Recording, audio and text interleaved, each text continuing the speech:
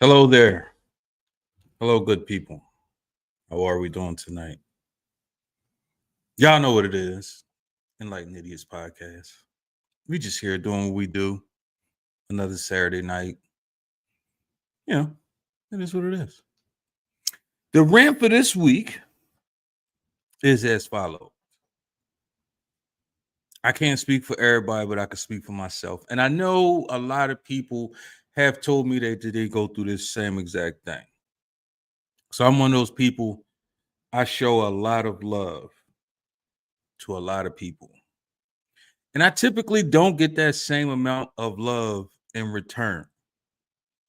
But that don't mean I'm gonna stop showing love because that's just the person I am. So if you out there and you feel like you show a lot of people love and you don't get it in return, don't stop being who you are. Keep doing what you're doing. Don't get discredited or discouraged by the fact that you don't get the same amount of love in return. Who cares? That doesn't matter. Them doing the same things you do, they don't have to, probably don't want to. But you are who you are for a reason. So don't stop doing what you're doing because I ain't going to stop either. It is what it is. You know what I mean? But tonight we got a special guest host. Pretty much the whole team is on nigga time tonight. On nigga time tonight. Y'all know what I'm talking about. If you a nigga, you know what I mean. You know how mugs be like, oh, I'm 10 minutes away. And then you see him like 2 hours later. Yeah. Nigga time. Niggas gonna do what niggas gonna do. But tonight, we got her herself, Miss Thrifty Rose, Miss Elise Rose, Auntie outside. She's a little bit of everything. What's happening? Hey, how are you? I'm doing great as always. You're And lucky you? I came on your little show. And let me tell you why. It's not time for a rant, but ain't nobody here yet. So let me get you together for everybody else coming in the room. Y'all seen me on the previous episode of the date. Y'all, that was a complete and total satire. I do not drink tequila. I do not have somebody who thinks they are in a relationship with me. I am not in a relationship with anybody. And everything else, I do call them kids, my mama grandkids. Now that I do, but I takes care of them, so I gets to call them that. Thank you for coming to my Yeah. The fact that you had to clear the air is yeah. hilarious. But I ain't mad at it. I am not mad at it. Uh we got Amron the Great in the building. What's happening? Hey, in a new moo. Sorry, y'all. So what had happened was I wasn't trying to be late, but I was trying to fix my ponytail, and then I still came cocked to the side. But I'm here. I'm here. It's still giving ways. It's giving ways. Thank you. Thank you. It's giving. The moo was giving. He would have stayed and paid all the bills. Like you would have been frying All the chicken bills. to him when he comes. Yep. It's giving all the things. So yes, I need to know. Here's what I need to know, right? And I feel like y'all two are the most perfect people that could answer this question for me. What's up with the moo crave? Like, what's going? Why is it that all of a sudden everybody's like, moo is life? Like, what's going on? Like, is we out of the? Is we tired of the thought days and we going back to the old school days, or what's going on? Somebody tell me something. Honestly, Raw, you can answer that yourself. It don't matter if I come to bed with lacy drawers on or this moo. You still gonna clap these cheeks. If you I'm gonna be see them honest with you. waving. My wife would tell you, don't lay in the bed with nothing on. I'm annoyed if I gotta take clothes off you. But what I'm saying is, if I'm gonna be sweating later anyway, why can't I be comfortable first? Yeah. No, listen. I don't have a problem with it because your ass cheeks gonna jiggle like crazy in the moo. So I'm not mad at it. I'm just trying to figure out why is it all of a sudden everybody's having moo parties and moo is life and like I'm just trying to figure out what's going on. so it has to do with the jiggle. Like, we getting back to the old school days. So back in the day, you know, you used to go to work hard. You come home, you taking care of the kids in your moo. I like to say magic happens in the moo.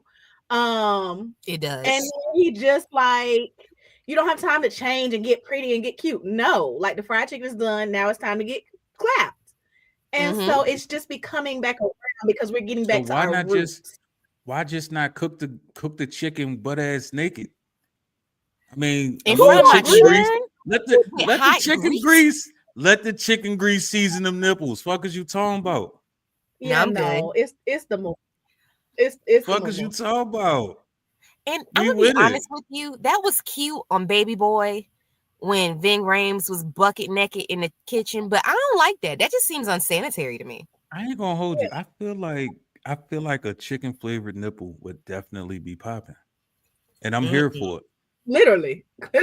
Little nipple gonna be melting out like a baked chocolate chip. No, ma'am. That Listen, part. I'm here for it. And on that note,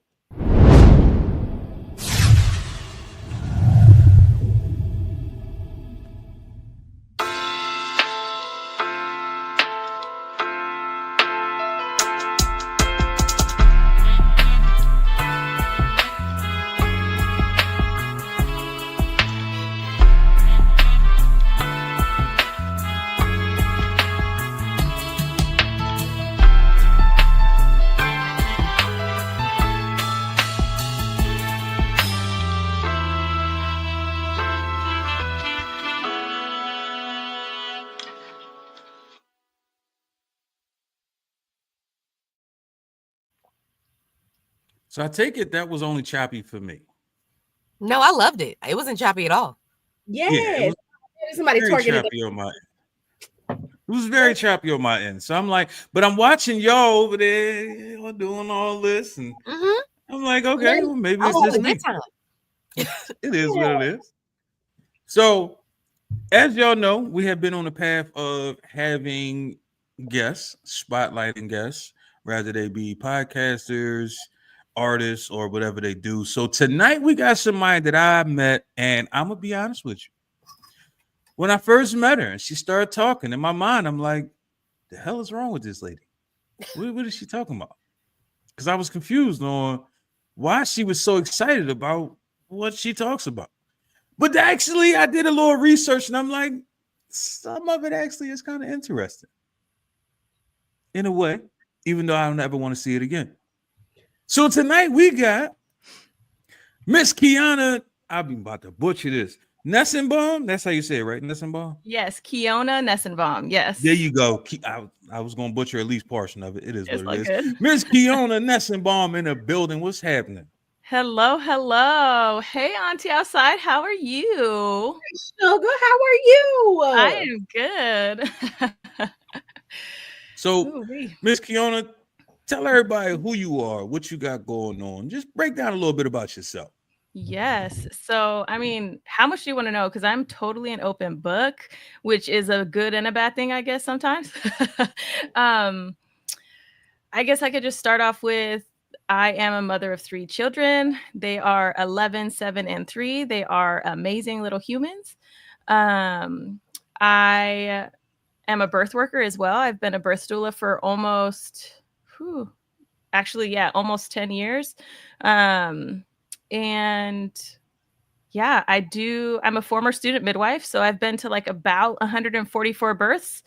I could be off by like 1 or 2 because I stopped tracking for a minute because I wasn't super active and I was like, babies are gonna come all the time. It doesn't matter. But I mean, absolutely does matter, but the number doesn't matter as much, you know. But yeah, that's me. And I'm the host of the Birth as We Know It podcast. And so that is a podcast that is solely dedicated to recognizing the many different ways that birth unfolds. And I interview birthing people, partners, providers, birth workers, and more. So. Okay. So your podcast, Birth as We Know It. Mm-hmm. Where did that come from? The name or the podcast in general? Both.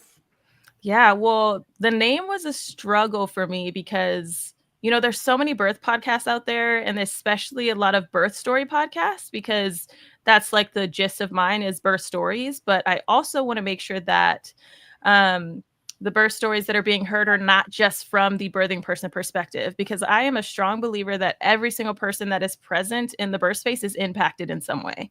So I'm like, okay, your grandma was there. Let me talk to your grandma. Your daughter was there. Let me talk to her. Let me talk to the partners, especially partners, because there's not many voices for partners out there when it comes to birth and like how they can support or learn, or, you know, just knowing that they're not the only ones that are doing the thing or feeling helpless, or, you know, trying to figure out how to best support their person as they are birthing. So I said, hey, it's not just one person, it's birth as we know it. So it's just, yeah, kind of like that. I did kind of come into a little bit of a situation early on, because I published my podcast and everything like that without realizing that Birth as We Know It is actually a documentary. That's cool. Yeah, it's a documentary. And I, you know, was just starting my website. And I was like, I want birthasweknowit.com. And it was taken by, and it's a documentary that was years ago, like 20 plus years ago. And I was like, oops. I reached out to them and they were like, excuse me, you're using our name and all this stuff. And I was like, well, it's a different, you know, first off, I didn't know. I should have done more research.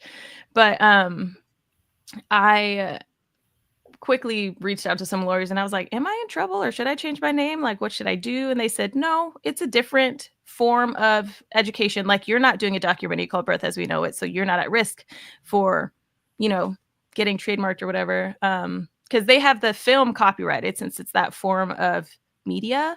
So if I ever make a film one day, it just can't be called Birth as We Know It. So Okay. That's also like an ask. So can you, because I've heard of people doing petty stuff like that. Can you just go buy it now, or is it too late? The domain itself is taken. Okay. Yeah, the domain itself is taken, but I got everything else. I got birthasweknowit.net, birthasweknowit.me. I basically got Birth As We Know It everywhere else that I could, but then I also have Birth As We Know It podcast, because, you know, I'm not trying to step on anybody's toes. Like, they've been doing work for a really long time.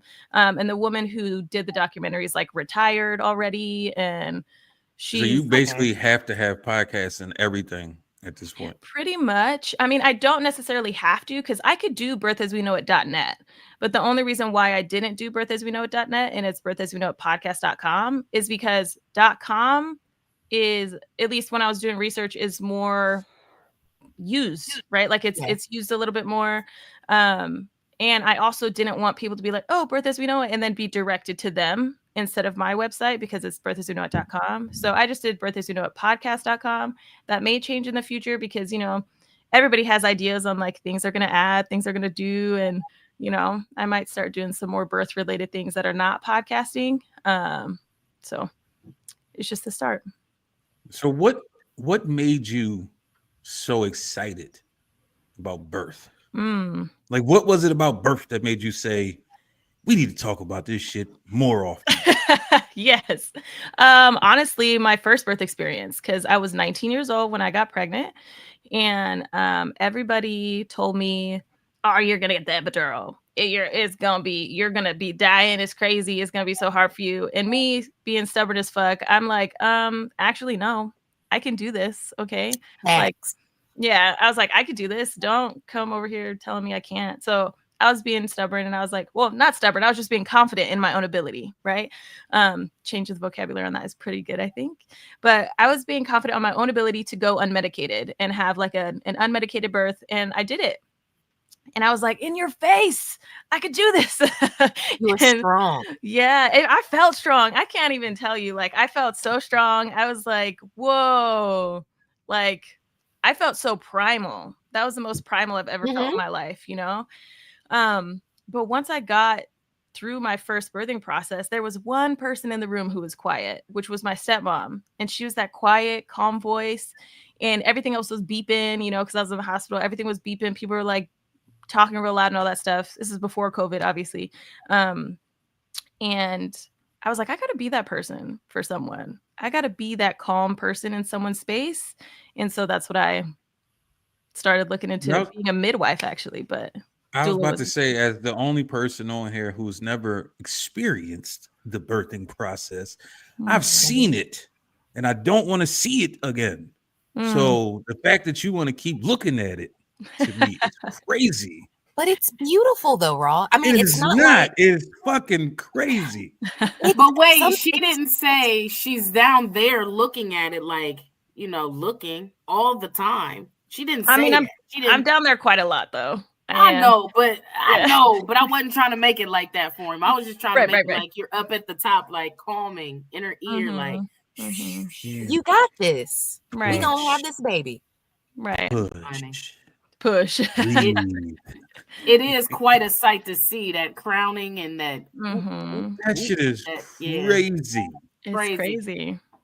I remember them asking, like, do you want me to put the mirror down so you can see? Hell no. Put that up. I don't need to see. Why you didn't? Wait. How are you promoting me should want to watch it, and why wouldn't you want to watch it? It was yours.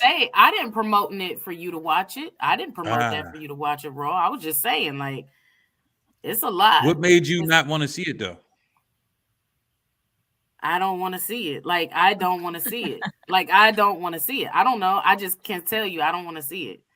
Like, okay, I'm going to tell you this.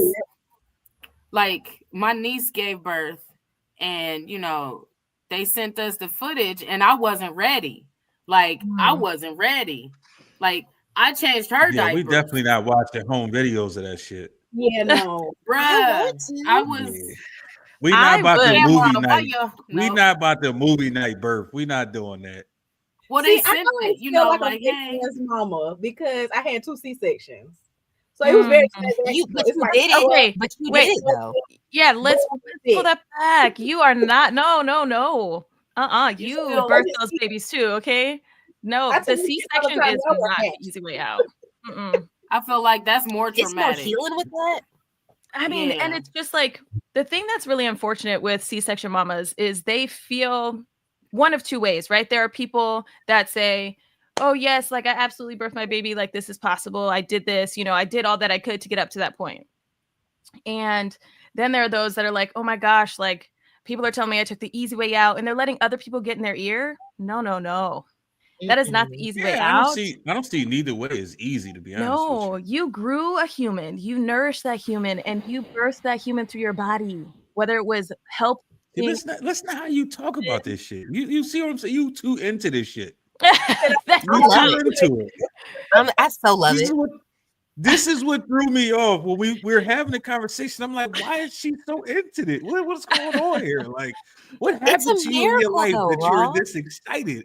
I get that. There's so much to be excited about. There's so much to be excited about because if you think about it, we as women or those who hold the organ of uterus, those who don't identify as women, I'm gonna be really inclusive here.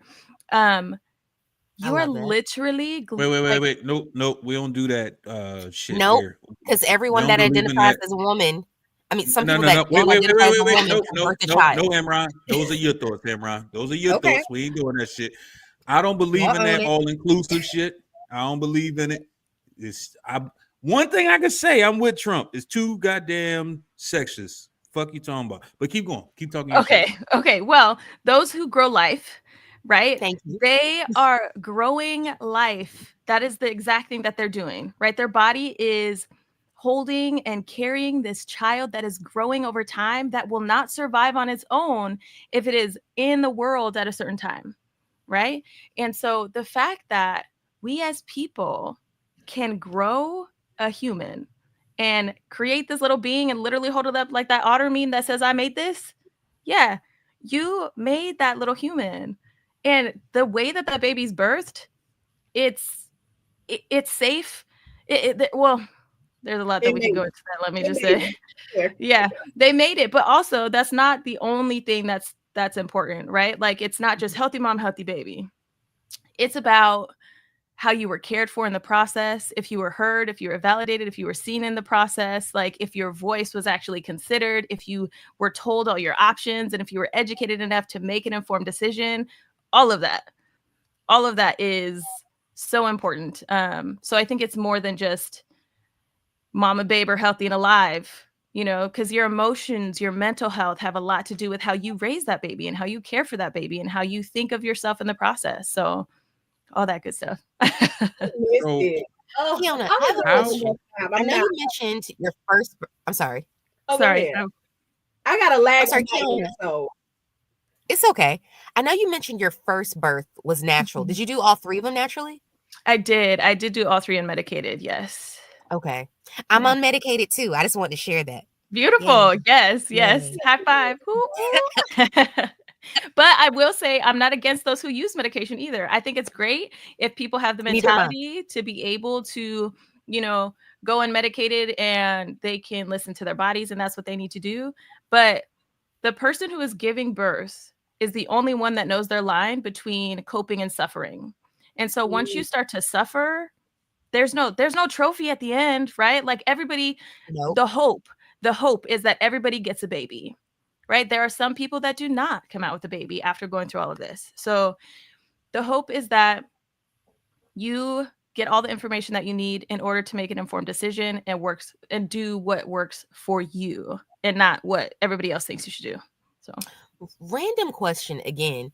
So do you ever be like, don't you want your epidural? Like, I know like there's nothing we can just do with it, but don't you feel like the insurance company owes you that? I think about that all the time. I have Like- not What do you thought mean about by- that. What do you 'Cause mean by don't you want it? Okay, so here's the thing. When you have a baby, it's like one price to have the baby. With the drugs, Mhm. without the drugs, it's all one price. So I didn't take mine. So why can't I go back and get it now? Mm. So you saying you wanna take home, you want to take out medicine. You want- Exactly. Because they owe me because I done paid for it. All right, so Mm. You feel me? what are we doing with it? We gonna take Right. it. I'm gonna lay in bed and not No, I get feel that. my You- legs. I don't you, know. you can't just take an epidural like a pill. not like a pill. Very much wrapping around your spine. Mhm. That's what I'm saying, ma'am. You're gonna do your own spinal block stuff at home. I don't know. Maybe I See, can get that's it like done, but the- I'm an outpatient. I don't know. Freddie, So remember, Freddie, You're just gonna Freddie, feel extra diapers. it's Amron. Yeah. It's I Amron. We gotta remember that remember the sometimes. hot air balloon, Exactly. idea, but she don't be thinking it through. I get it. Yeah. We still love you, So- Amron. No judgment. So You know, what they owe it. is I paid for it. what is or how is the process of becoming a doula? So it honestly depends on your avenue. So there's people that really focus on cultural presence and being trained culturally. That's not regulated, right? So that isn't regulated through like certification and all of that stuff. That's like ancestral, generational pass through, right? Stories being taught through hands and all of that, which is absolutely beautiful. Same with midwifery. That can happen with midwifery as well. The only challenging part of that is it's hard, since it isn't regulated, it's hard to tell the kind of training that you're getting to see if it's actually safe, like evidence-based, you know, because a lot of cultural pass downs could be like they're not studied as well as like the actual process, because doulas have been around forever, absolutely forever. The title of doula means with woman, and it's just always been there. There's just a title now. You So mean the- like Amish people? I mean, Amish, yes, but also other cultures too. Okay. Yeah, like I promise you, any culture that you go and dive into, they have a doula and a midwife and all that good stuff back in history. So the difference between a doula and a midwife is just certifications and schooling, basically. No. So a doula is a person that is there to physically, mentally, and emotionally support people as they're giving birth. Now, a midwife is the clinical provider. So they get medically trained. They get all of the training on doing prenatals, postpartums. They're there for the duration of the birth. They know how to do the cervical exams, how to enter IVs, and how to do all the medical stuff. Doulas don't do any of that. So what are y'all? So y'all just there So to y'all- say push. I mean, In we're a nice, massaging. relaxing, supportive way. Right, Push. right. I mean, doulas do a lot though, because I feel like because we're not medical, like we're not part of the medical side of things, we're still part of the birth team. And so we are there to like most birth providers, depending on the setting, let's call it a hospital birth, right? Usually a hospital provider will have a team, and then whoever's on call will be present at the birth. You may not ever meet that person before you go into labor. All nurses never meet the person before they're in labor. They just meet them when they're on the maternity ward. As a doula, I meet with my clients 2, 3, 4 times prenatally, and I get to know them. I talk to them about what their desired birth experience is.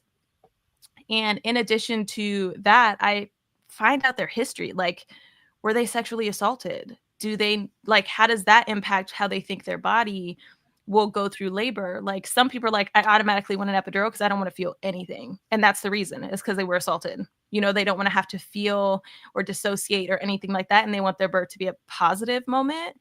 So they do that. But so we do that as doulas. We meet with them prenatally. We're there for the duration of their birth. And what that means is, like, even during shift change, with providers changing, nurses changing, we are there by their side from start to finish, from the moment they call us to about 2 hours after the baby's born.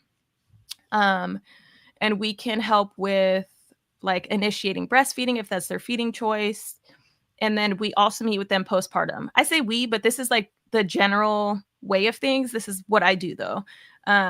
I meet with them 2 times postpartum as well. So I make sure that they're feeding good. Are you part of a team, or it's just you that go talk to them, or you that's in their corner, if you will?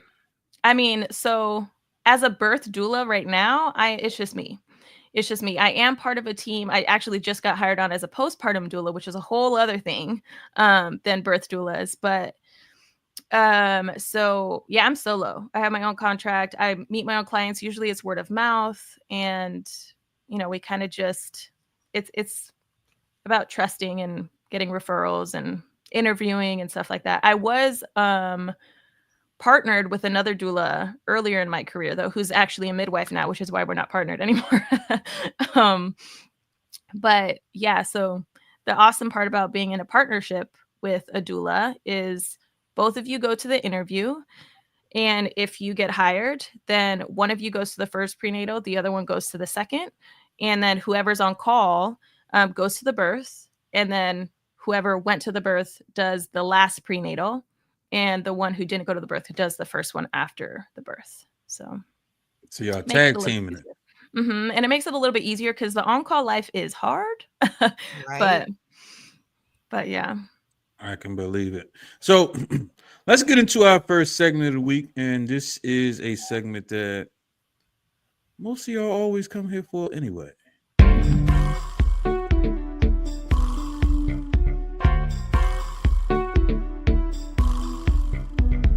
It could be something you needed to know, or something you don't give a fuck about. It could be something that's gonna save your motherfucking life, or something that's gonna have you like, man, what in the fuck? But let's get into these motherfucking fun facts with Am. Let's get it.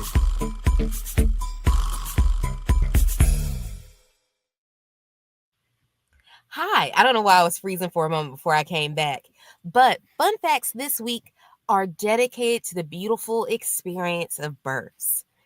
Well, fun fact about me before I go into my actual fun facts, I believe like births are like an actual portal. So like women's vaginas are portals from one world to the other. Like The you with greatest God. portal ever. It's a good portal. You be liking to get up in that portal. Oh yeah. Exactly. Transport me anywhere. That part. But I just really think it's cool because I think women are amazing. But speaking of women are amazing, are you aware that sometimes your vagina can turn blue or purple during pregnancy due to swelling? So when I first read about it turning blue, I was thinking, oh, that's white women. But no. Black women can get the blue balls too, but not balls, your labia. It's through, like they said, increased like blood flow, which is crazy. Are you aware that babies can cry inside the womb? Not like crying, like with tears, doing the screaming thing, but they actually start mimicking, the facial movements of crying. And did you know 1 in 5 women get nosebleeds during pregnancy? Really, it's for the expansion of like the blood vessels. I was one of those weird women, and I also used to faint a lot. Another fun fact about me. I thought it was because of the time of the year, like my nasals were just getting real dry. But no, my OB was like, that's because you got a baby. Okay. And then, did you know that pregnant women are a little sweatier than others? So if you're feeling a little, misty, it's okay. The increase of perspiration is because women's bodies works overtime to cool itself off during pregnancy. And this happens in about 40 to 50% of women. Crazy. You were hot and sweaty. Those weren't hot flashes. That was a baby. That part of the reason why y'all be angry as all hell? Probably because we hot as fuck. My vagina is blue and my nose is bleeding. I got a lot going on. And I want ice cream for no reason. Would you not be angry too, Raw? I've never had to experience most of those things y'all experience. So no, I would not. So speaking of that, Raw, question to you. Would you seahorse if you could? I don't even know what the fuck that means, but I'm gonna wait for you to tell me. Kiona got it. So What I get? Whoa. Are you asking me would I carry a fucking baby? Hell yeah, no. if you could, if Fuck we could no. seahorse. Not an option. I'm good. I'm cool. Any which way you could think about saying hell no is the way I'm saying it right now. But what if you could get like no. Okay, you don't gotta push. They just do straight epidurals. No. Just little ones. Not an option. Okay. But you get I enjoy having wood. Did I say you get straight epidurals? I'm gonna say C-sections. But you get epidural too. You don't feel nothing. I'm good. I enjoy having wood. I enjoy making the baby. I don't want to carry the baby. But what if your wife had like a backwards uterus and the only way to get the baby out, you had to seahorse it? I don't even know what a backwards uterus is, but I feel like that's a thing. We'll find a doctor that could turn that motherfucker around. Fucked up, bro. I'm good. I'm a pass.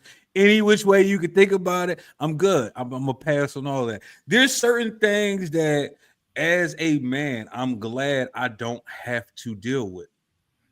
Childbirth is one of those things. I'm glad I don't have to experience that. I see what y'all go through. Do I want to go through that? Hell no. I'm good. Y'all's situationary month. I'm so glad I don't got to deal with that. Well, you could just take like a special birth control and just skip it. No. Just no. In that same respect, Raw, in that same respect, as much as like I see the not privilege, it's not even privilege, it's the the patriarchy. As much as y'all are in control and all of that and this, I don't want to be a man. What am I going to do with that all day? What is it? How's it going to sit on me? What you going to do with what all day? If I had a dick, if I would, I'm not penis envy. That's what I'm saying. Like, you don't want to be a girl with the monthly. I don't want to be a dude with the dickly. You know what I'm saying? I'll take one. I'll take one. Nah. I'll take two. I'll take several. I have to deal with what I deal with every month. No. I love it. I'll take it all. I'll take all the womanly things, the cramps, the if I hear a baby cry and I'm nursing, the leak down, I'll take it because I don't want to be that. I don't want to have. I don't want a dick. If you hear a baby cry, you just instantly start leaking. If you're nursing, yeah. But back then I did. Yeah.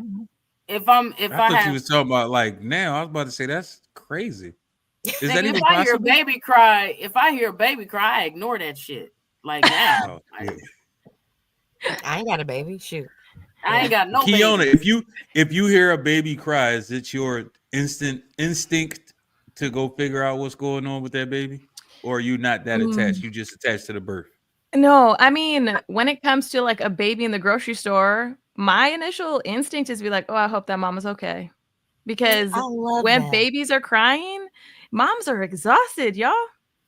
Like, you're like, okay, I'm just trying to make it through without annoying people, without people getting eyes on me, without people judging me. And you're like, you got a fresh baby, And so I'm the kind of person that would be like, I don't know if this is step and bounds, but do you want a little bit of help? Yeah.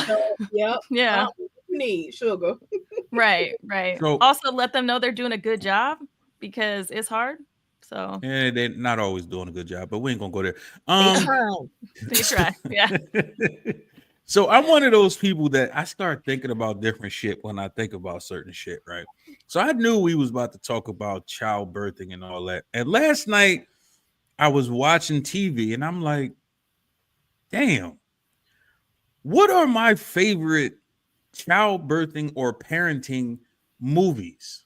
Kiona, what are your top 5 favorite parenting or birthing or whatever movies? Because I'm sure, being as though a doula, you probably look at these movies way deeper than the average person does.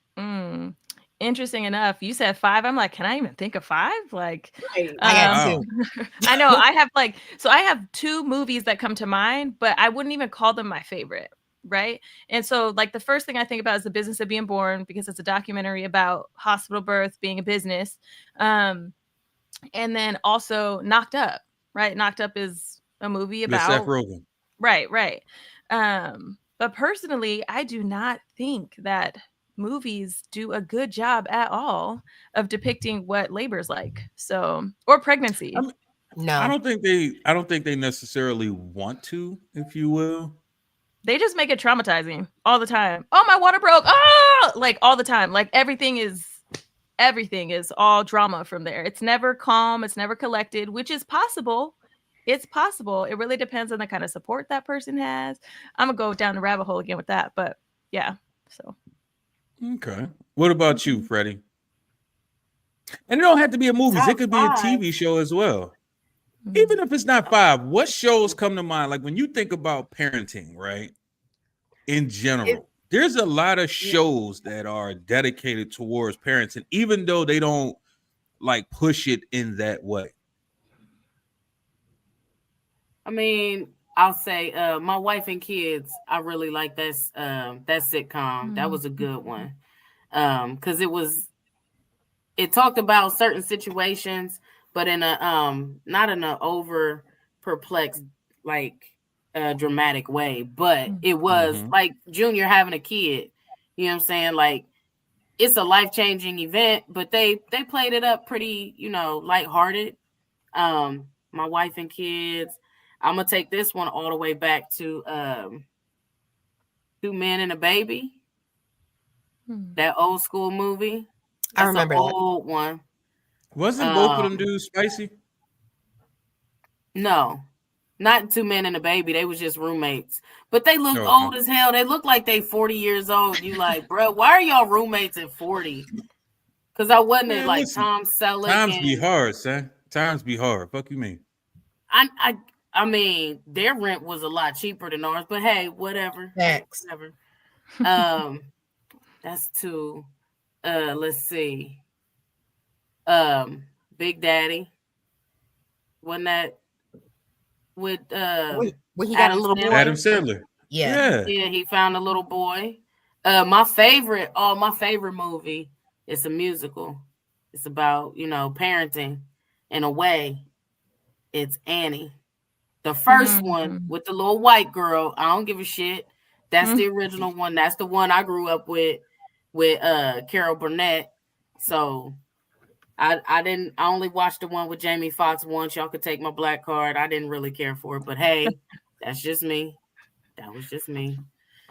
We are breaking down. She's breaking down her top 5 movies or shows that got to do with parenting or birth. And my last one, it really don't look like a parenting movie, but it's a movie about what you need to do to utilize your time and your kids' time, and that is The Shining. Because think about it. If he had occupied his little boy correctly, he wouldn't have went insane. You know what I mean? I'm just saying. Okay. That's a little parenting. They left that kid in that hotel running around too damn much. What was she doing? Welcome to Freddie's Mental Mind, people. Welcome to Freddie's Mental Mind. What was she doing? What was the wife doing? If the baby was running around just by himself, playing with that little naked woman in that room and the 2 little girls in the hallway. Okay, I'm done. Them is my movies. Okay. Yeah. Miss Elise, you looking at her real crazy. What you got? Well, I've never seen The Shining, so there's that. But I like movies that like intertwine. So I would say what to expect when you're expecting. It's like Mhm. stories that are like intertwined together. I love movies like that. And it's called What to Expect When You're Expecting. Yeah, it's based on the book that everybody probably bought when they even found out they were pregnant, and They still sell it too. not. But everybody gonna get it because you're supposed to. I like that book. Yep, I like it. And then parenting, I would say That's So Raven. Y'all know I'm a baby, I remember. but that's how I raised my kids. Like, oh, you have a passion, like you should totally do that. I'm gonna lean into it. I'm gonna support you. Oh, you want to be a fashion designer? Okay, great. Go up there, make some clothes. What we need to do. So those will be my two. That's all I got. Cause y'all not gonna pick on me for my lack of black show knowledge. I'm gonna just leave it. I didn't say they had to be black shows. But I don't know any, so it's like, yeah, y'all. You know he would have judged. You know he would have judged if you said some stuff like what? Family Ties. Family Ties. Who watched that white shit? To me, the first one that came to mind was Shameless. So, oh, okay. And that's my shit right there. I've watched Shameless probably like 5 times every episode. So I don't know. No, that's a great fucking show. I don't give a fuck. No, I do. I like it. That's a great fucking show. I like it. Amron, what you got for us? I only got 3. So I think remember the Baby Daddy movie where it had Anthony Anderson in it? Yep. Classic. That one. Then I have Junior because I'm still on Men Seahorsing all day. And you always with the weird shit, but keep going. Y'all can do it too. Bigger dude. And see, I don't know if this count, but I was thinking, look who's talking, because it was showing the sperm going. And it's all about fucking birthing and kids. So yeah, I forgot all about that movie.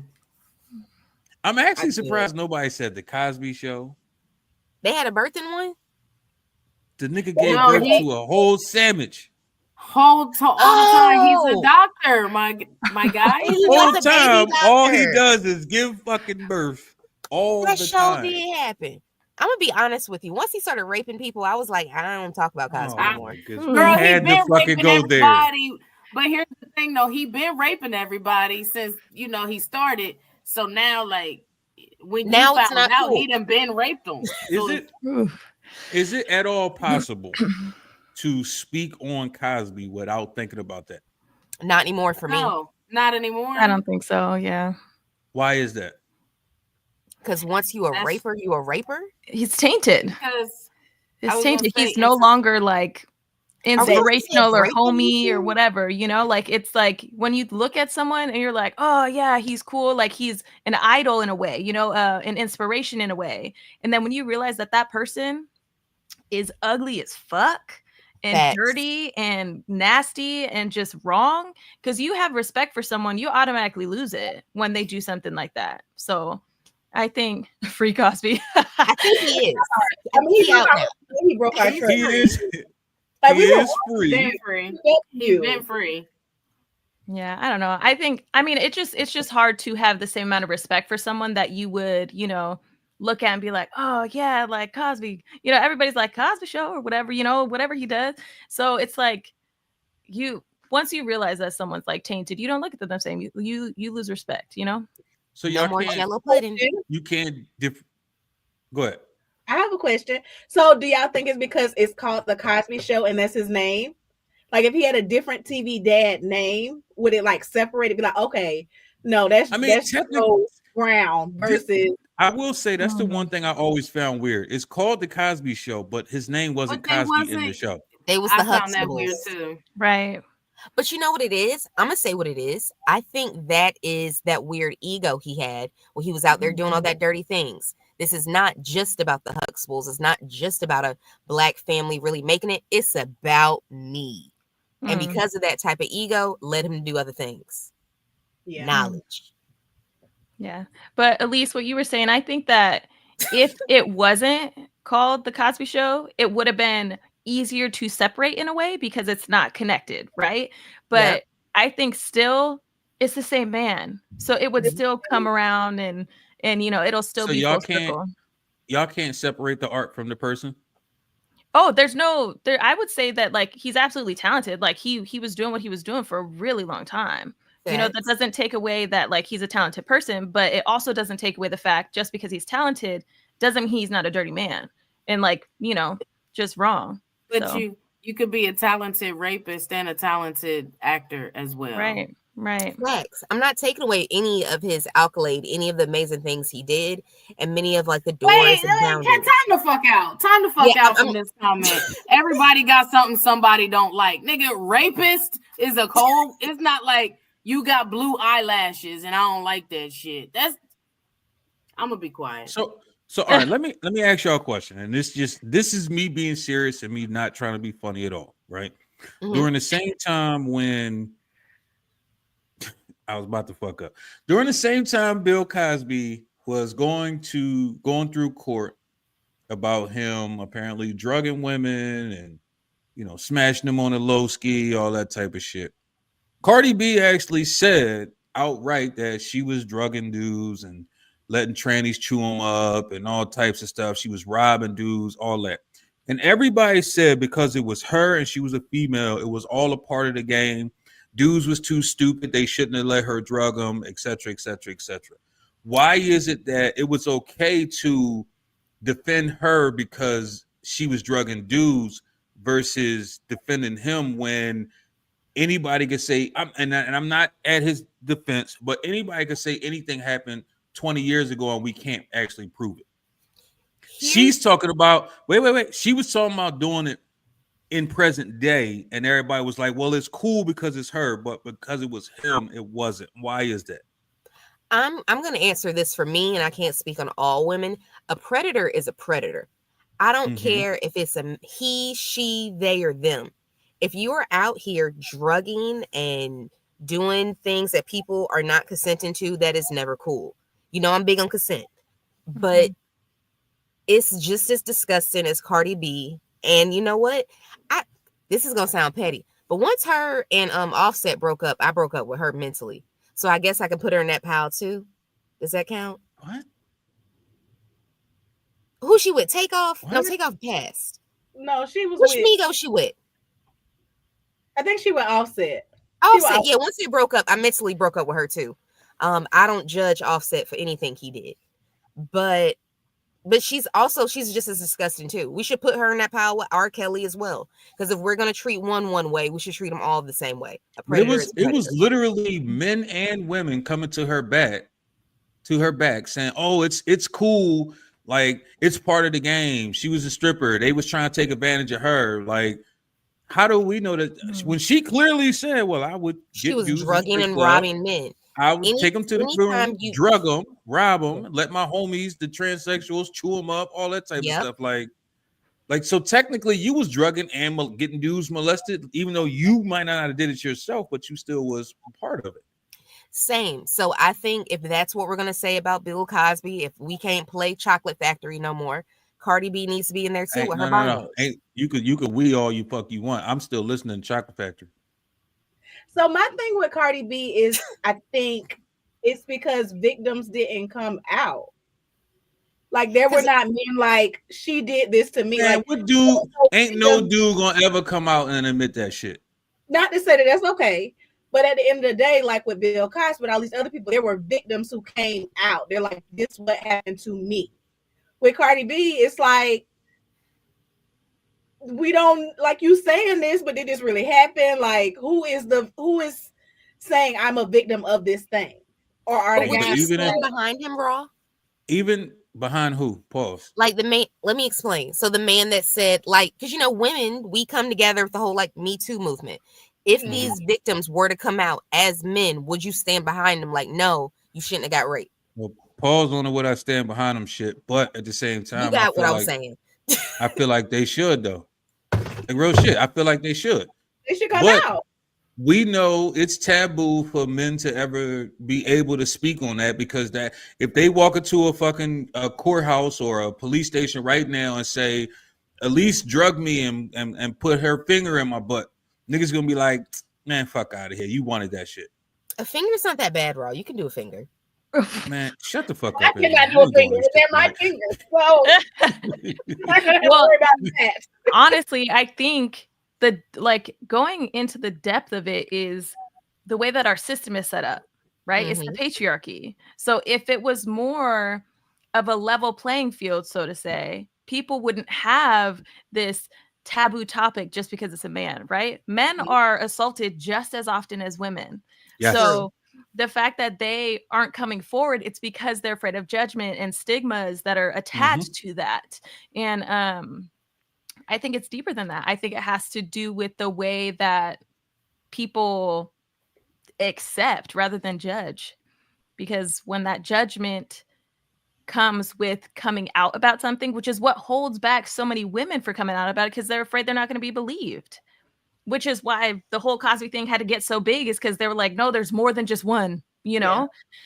So I don't know. It's So a if it was sensitive just, topic. you think if it was just one person that said that he pilled him, it wouldn't have went over as well as much as it did? I think that it would have been more he said, she said versus he said, they said. Because when it's like there's a power in numbers, you know? So That makes sense. That makes sense. Well, speaking of celebrities and all their bullshit,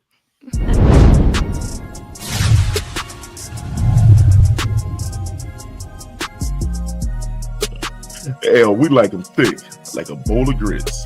First of all, you already know she don't give a fuck. Second, you can best believe she gonna talk her shit. And third, it's Freddie. Who the fuck knows where this about to go? But let's get into Celebrity Wild with Dunkosaurus Rex herself, the Foxy Freddie Montaco.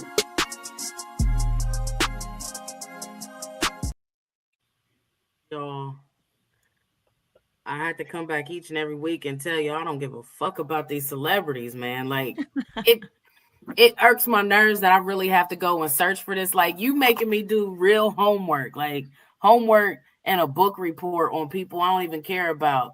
And it's Black History Month, and I should care about that stuff. And I should give y'all some celebrity stuff about Black history or whatever, but that ain't gonna happen. Instead, I'm gonna talk about Tekashi 6ix9ine. Got a coffin delivered to his home the other day. that's a weird ass fucking dude, man. It is, ain't it though? He got a coffin delivered to his home, and also, I believe a couple days after, DJ Khaled got one delivered to his home as well. There was no note attached. The people got through. The delivery people got through, dropped it off, kneeled and prayed, did something, and then left.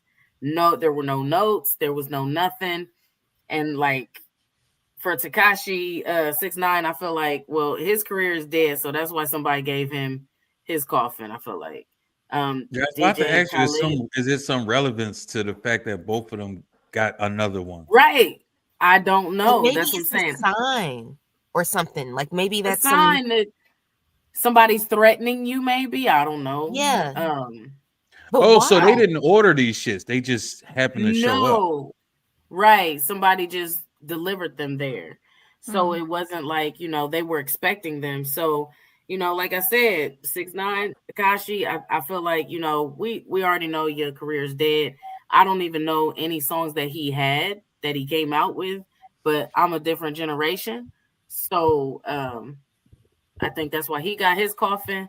DJ Khaled, I feel like his wife sent him that coffin because hear me out. And this has been long standing for a little minute. A few years ago back, he said he don't eat pussy. And I feel like she finally got around to saying, you know what, you're dead to me.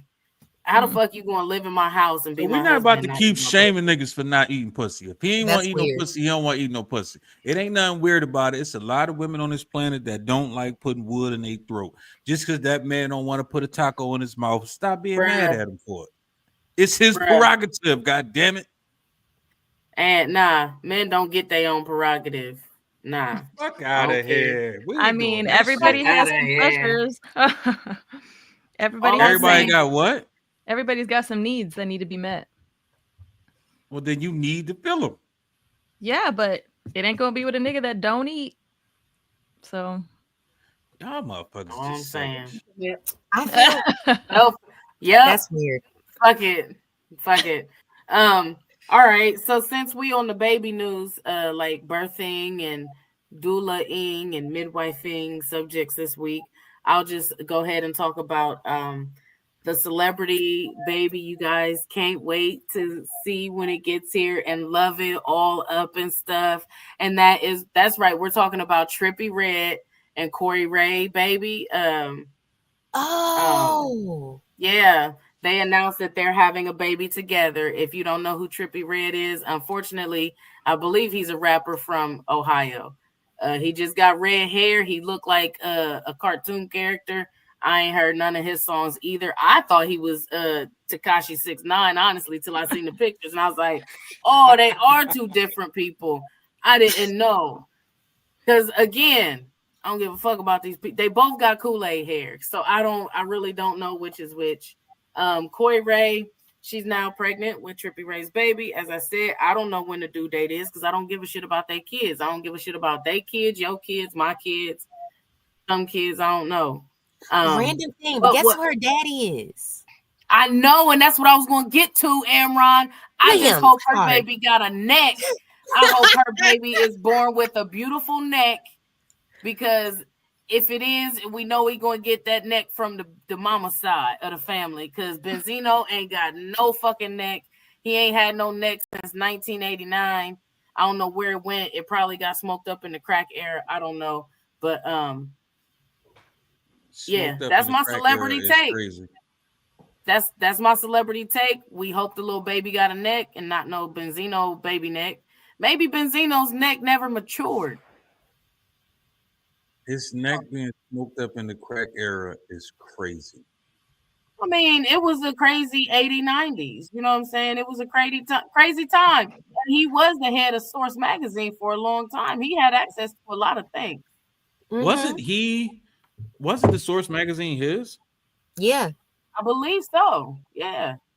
Like, all jokes aside, even though he ain't got a neck, I love me some Benzino. Benzino, where you at? Girl. Y'all remember that song? No. Okay.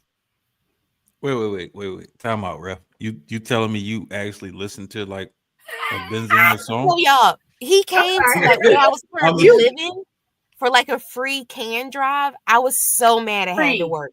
You said a free can drive, ma'am. Yeah, it was like that tells you.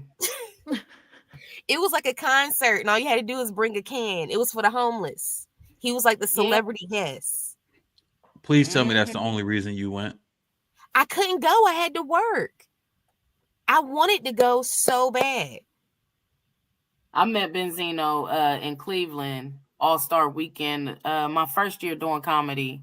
And yeah, I was like, oh, well, I'm gonna tell you the story just like this. I was like, somebody's like, oh, that's Benzino. That's Benzino. I was like, oh, okay. Like, I would hit him with and the they song. was like, I don't remember any songs he did. I know one song he was on, and I only know the song because the Locks was on it too. Probably that's the same song I'm thinking. No, this one was one really song poppy. called "Made Men" is the only song I ever heard him on, and honestly, I only listened to the Locks part. No, it was cute, y'all. It was like on. Oh God, I feel old. It was like on 106 in Park. It was like, Benzino, where you at? Like, y'all don't remember that? No, ma'am, I'm old because I remember. It sound like a ripoff of a Bow Wow song, but keep going. It was kind of like that, but it was like an icy theme. It was cute. Also, too, like, if Benzino's attitude was different, Amron, I could give you that he could be halfway attractive, but his attitude is ugly and his energy is ass. So he ain't cute. He got a horrible aura about himself. He does. I was just thinking about that. It's very different from the way his daughter feels to me than what he feels to me. He does give off kind of dark light. Maybe he was doing some weird shit. Yeah, look at his neck, nigga.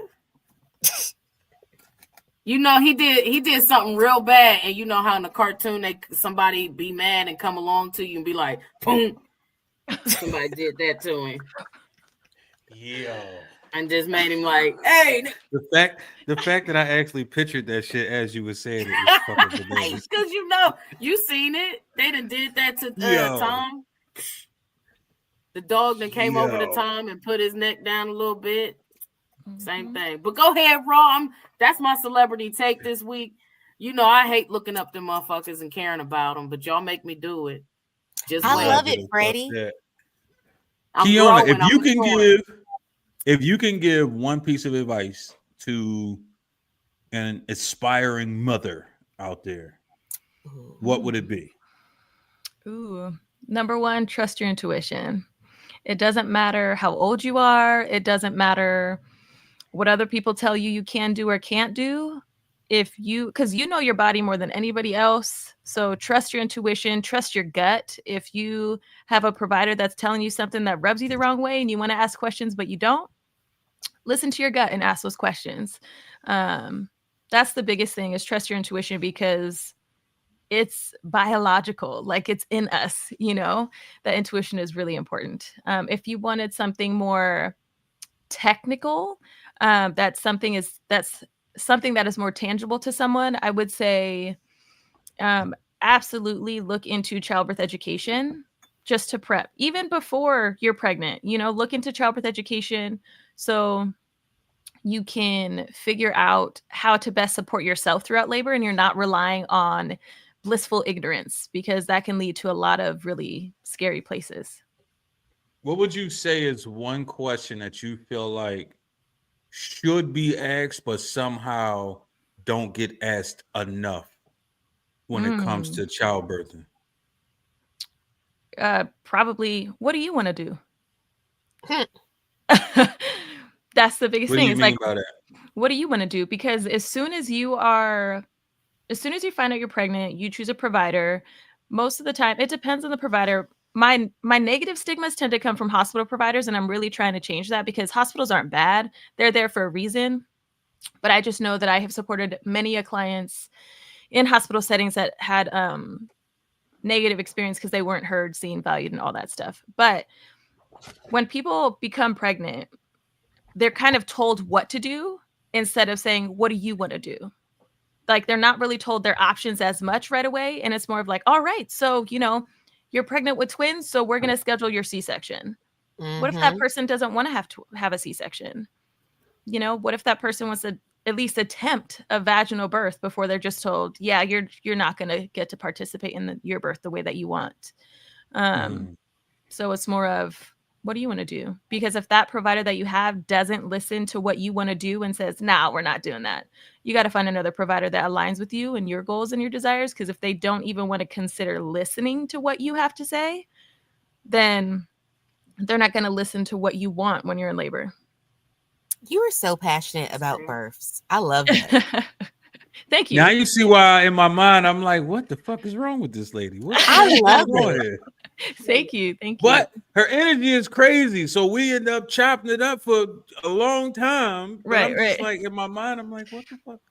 Who am I talking to right now? What the hell is going on? No, I like it though, because like you said, you go into the process and you don't even know what to expect. Right. And they're telling you what to do. Like, okay, so you're going to drink this at month 6. And you're like, well, do I have to? Do I really need to do these things that you're telling me to? And a lot of times, like you said, the stigma over hospitals, they are there for a reason, but the full reason is to make money too. So it's like, business. It's a business. At the end of the day, everything in this world is a business, and you have to really differentiate when they're trying to just make you a bill, or when they're really trying to help you. So that's awesome that you provide that information for women out there, because they need it. Some people don't have any education on anything at all. They barely even pick up the book, What to Expect When You're Expecting, so they just like, well, I'm pregnant now and let's go buy some cute outfits. Yeah. I mean, if you would have drank something 6 months earlier, you wouldn't drink something at 6 months in. But let's switch gears a little bit. What? What are you talking? What? Okay, Raw, you didn't even get that connection because when you're 6 months, you got to drink a special drink when you're pregnant to get your blood tested. And if you drank something 6 months earlier, you wouldn't be drinking that after 6 months. You're So talking y'all about didn't get the swallowing. connection. No, Exactly. I knew what he was going, but like, come on, Raw. I was trying to be medically, serious and shit. Right. When the fuck do you know me as being medically serious? I mean, but also you can't put that all on us. You can't. No, I can't. Some people don't know how to pull out nothing but their garage. So I'm 17 years. I'm 17 years strong. Trust me, I get exactly what you said. I don't fuck around. No days off. No days off. So I want to switch gears for a little bit. I want to have some fun now. So, Miss Elise, what 90s sitcom would you want to be in and why?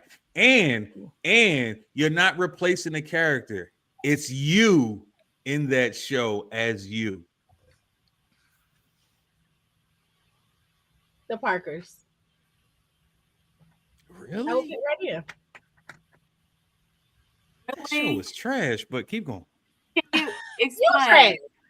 You gonna ask me a question and insult my answer. I want to be on the Parkers. Okay. And why would all the shows you would want to be on the Parkers? Because I'm a toddler and like 90s, that was my 90s sitcom. The Parkers and Moesha, really. So yeah. Do you do know that the daughter had to be a little slow or something? Because why the mama had to be attached to her the whole time? Like it was given slow for in sure. all the classes.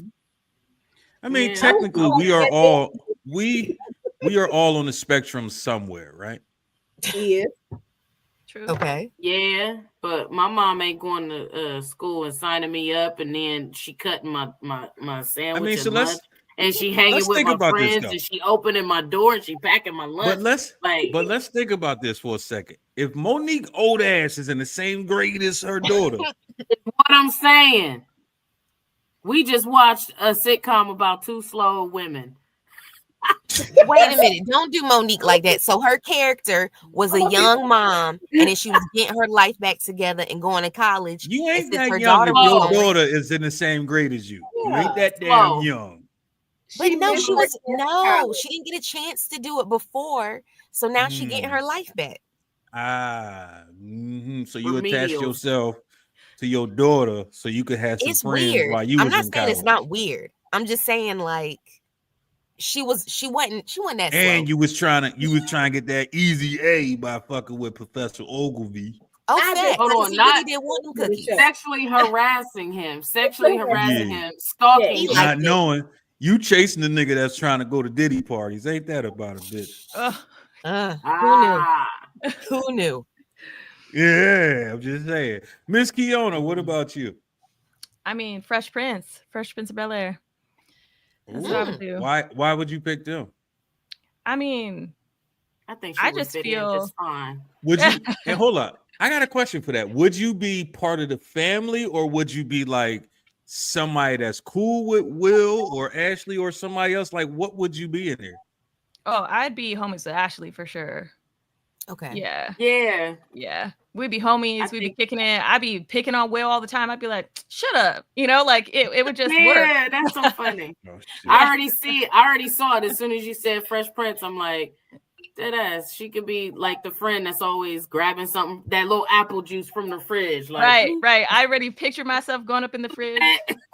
Yep. So speaking of Fresh Prince, how do y'all feel about the spinoff, the Bel-Air? I like it. I haven't watched it. I'm very invested. Attention. I fought to not watch it. And then enough people told me enough shit, and I'm like, fuck, I gotta watch this shit because I keep hearing about it. And I didn't think it was bad. I still haven't watched the last season, but I didn't think it was bad. It was a completely different, it had absolutely nothing to do with the show itself, if you will. So it wasn't like a spinoff. It was a completely different show. You're right, Raw. But I think that's what made it kind of cool because it wasn't comedy quirky or anything anymore. It was more like drama.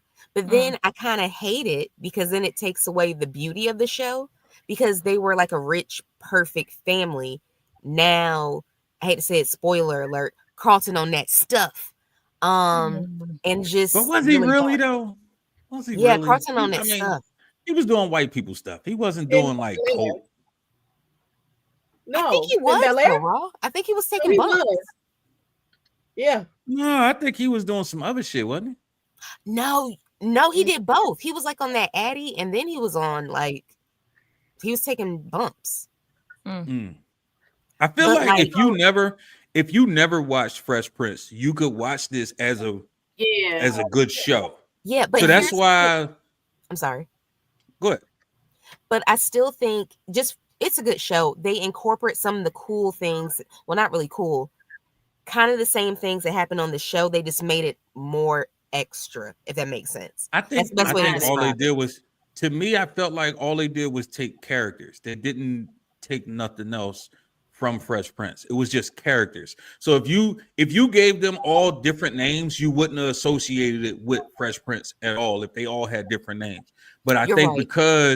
because they used the name Jeffrey, and you looked at how he was in this show, you like, oh, he's like, nah, I want to see this lighthearted, funny, quirky Jeffrey. But I actually like Jeffrey's character in Bel Air. To me, he was my favorite character because he was a fucking goon. Yeah. He ain't fuck around and find out. That's how he was the whole joint. Fuck around and find out. That's all you gotta do. Who But won? if one of y'all want to borrow my Peacock subscription, not the viewers, just hit me in the DMs so you can catch up. Right. Roger You're a that. real one, Amron. Stay Ready. cheap. So 90s sitcom you could insert yourself in and why? 90s sitcom. Insert myself and why. Crazy part is I felt like I knew your answer, but now I don't because you think it's so hard. I know. I thought I knew your answer too. Yeah. Oh, okay. Now I want to hear y'all's answers before my answer. No, I want to see if mine's gonna be wrong first. How y'all trying to get into my mental mind? You know what I'm saying? Because I'm when I thought of this question, I'm basing it off of how you actually are. So in my mind, I'm like, oh, she definitely gonna pick this right here. It's hilarious. 90s sitcom. Cause not gonna lie. I would be living single possibly. That's where I was going. I would be Khadijah's other cousin. You know what I'm saying? Cool. Yeah, I'd be the cool one, like, yo, cuz let's go get this money, or fuck Sinclair, like fuck her and her trolls and shit. What's going on with that? I'm gonna be honest with you. I had you playing shotgun in the Pacer. In the Pacer? Yeah, I had you fucking with Cole. I'm gonna be honest with you. On Martin? Yes. No, I could see you playing a funny character on Martin. I had you fucking with Cole, like not as like the dumb. What was the dumbass chick that he was fucking with after a while? Not after he was that fucking big with chick, the Big fucking Shirley? No, Shirley? not big. Ooh, the No, little light he was skin fucking girl. with. He was fucking with the dumbass light skinned Yeah. chick after Big Yeah. Shirley. I could see you being the chick he fucked with after her. I could be his bully, like, you know what I'm saying? I could be his bully though. Oh my Like, God. Cole, Why you get fucking your with ass bully on. Let's Cole? go. Cause he nice and innocent, so that's why he gotta get bullied. I don't Right. know. And I could see you and Pam having crazy ass roast sessions. Mm-hmm. Funny because I actually thought about this shit, Freddie. I actually did think about it. I mean, Martin was cool, but I really didn't I didn't catch Martin all the time. I mean, I watched it, but I wasn't a fan. Like, I was on Living Single, so. But I got you. it's its own. Our wild card, as always, Imran. 90s sitcom you could see yourself being a character on as you. Blossom. Oh, I love fucking Yo. Blossom. Oh, I love that show, but that's not where Was we there go. any black characters on Blossom? I don't think so. But she had them badass hats. But for me, this is gonna sound weird, but I really thought about this maybe too deeply. Hanging with Mr. Cooper, because I would have fucked with Mark Hurst. I like his tall ass. And 2, because I have an 11-year-old, and I think Nicole and a little chocolate boy were like 10 and 11. And I guess I would work at the school too as a secretary, since all of us were working together in a weird way. Okay, because I was about to say, were you going to be a student of Mr. Cooper's or a co-worker of Mr. Cooper's? Because I didn't know where this was going, because most of the kids, most of the actors on there were students, ma'am. Like, yeah, I'd be the secretary with the big titties. You know, they always had a big titty secretary. So that would be my. Think about all the shows. It'd be a chocolate big titty secretary. They do. Nah, because what you call it ain't had no big ass titties. What's that name from the Steve Harvey show? She either had big ass titties. Oh, no, she had a little wagon, though. She had turkey though. That's for damn sure. Or booty or a big mouth, and they just keep talking shit. It's either one. It's one of them. Yeah, Go to class. Definitely. That would be my definitely had a turkey. So let's keep it in the 90s. Miss Kiona, without saying anything about Bobby Brown, what 90s R&B singer you feel like had the best hands? Oh my God. Fight? I mean, let me age myself here, because I was born in 93. So I'm going all the way back to the day of birth, trying to figure out who Why are they playing with us? I was born in 92. What? All right, she's fucking babies. Whatever. We go 2000. Y'all was born when Lion King came out. I know. Lion King was my movie. Let me say. All right, so let's just say in general, since y'all feel like y'all too fucking young, knowing damn well y'all listen to every fucking song from the 90s, but whatever. So in general, ain't no probably. I know you did, because 90s R&B is the greatest era of fucking R&B music. So it is what it is. But if you could think of any time R&B singers. So now with that being said, let's not put no Browns in there. Dang. We ain't going Chris Brown, Bobby Brown, James Brown. If that nigga last name Brown, he's not in there. Okay. Because those was going to be the too much easy answers. So if you think of R&B singers, male or female, who you feel like had the best hands that'll just knock a motherfucker smooth out? I mean, the what person about that's coming Robert? is like, go ahead. I was gonna say Robert Beige. I can't even say I know that. I don't even know who the fuck that is, but I'm with you. It's Bobby Brown's little cousin. Bobby Brown's little cousin. Man, get the fuck out of here. We ain't doing that shit. I mean, first person that comes to mind for me is Usher, because I can't name no Brown. So Usher?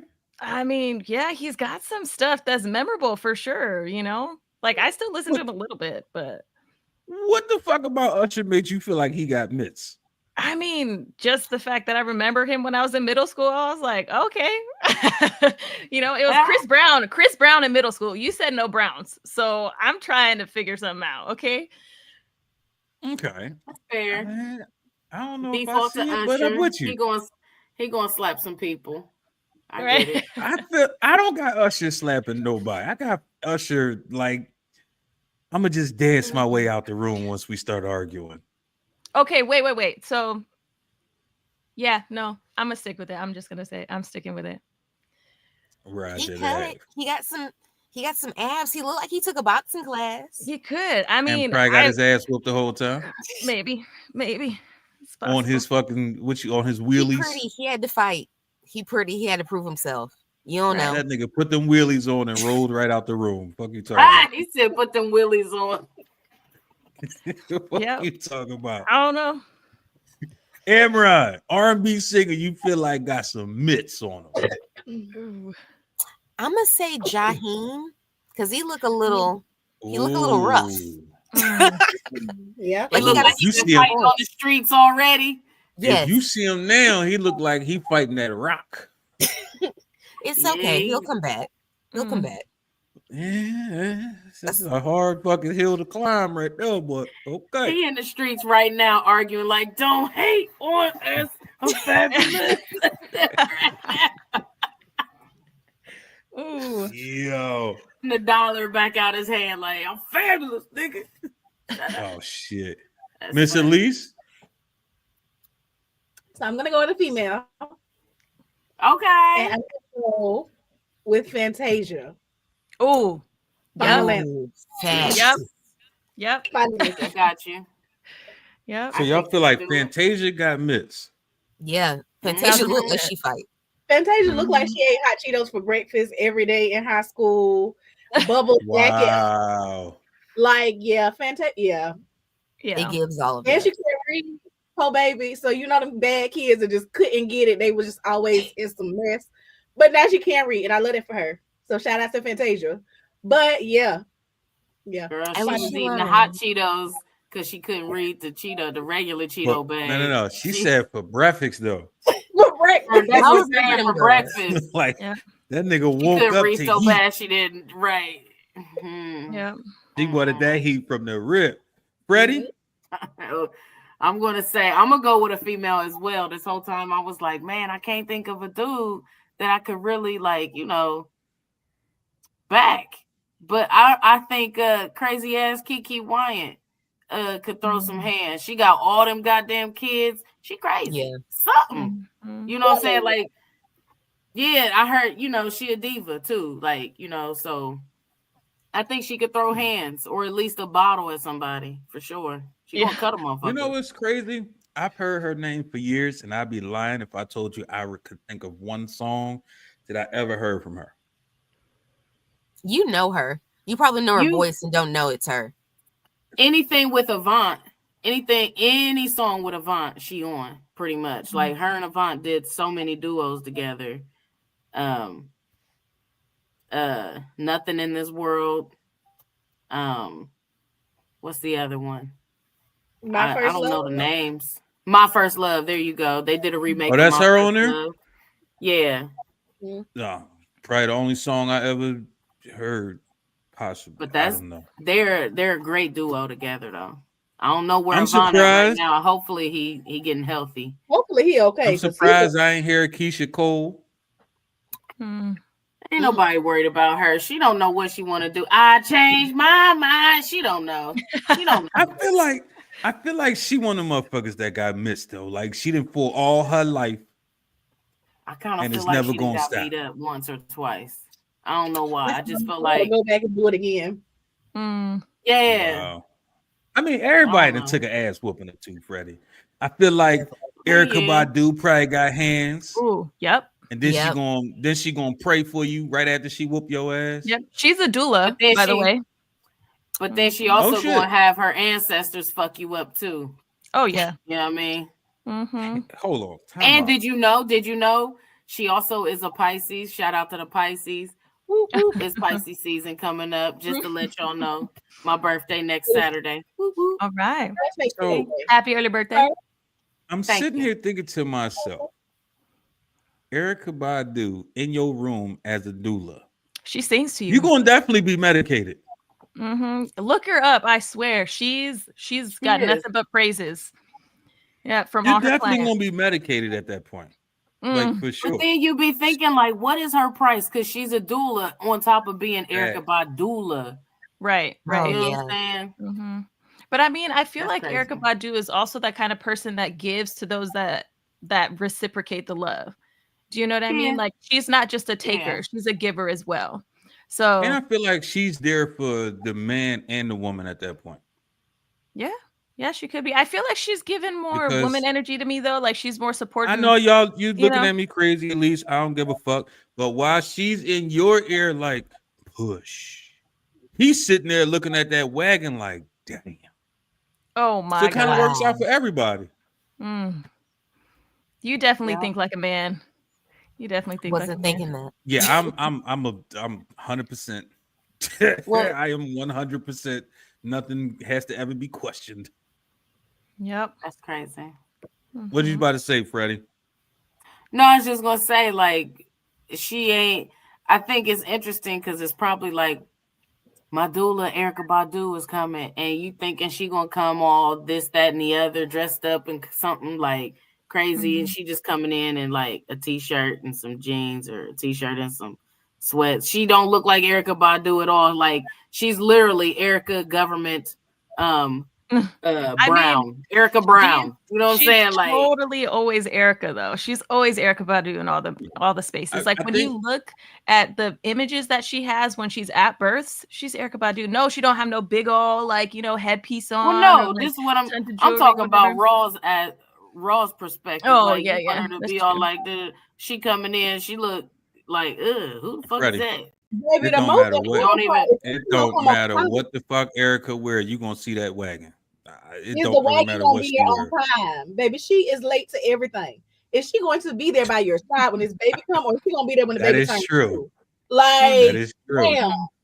I feel like that'll probably be the one thing she actually does show up on time for, because she's like a super spiritual person. So I feel like that's something where she gonna make sure like she's in the building for that, because she wants to be there. For her to even go as far as learning the techniques or whatever needed to be done to become a doula, I feel like for her to have went that far, she's going to put some form of effort to it. So I don't think it's one of those, I'm just a doula just to say I'm a doula. Say again? Hold your legs together till she get there. Yeah. Well, maybe she's late to everything else because she's out of birth. Maybe. That's got to be it. See?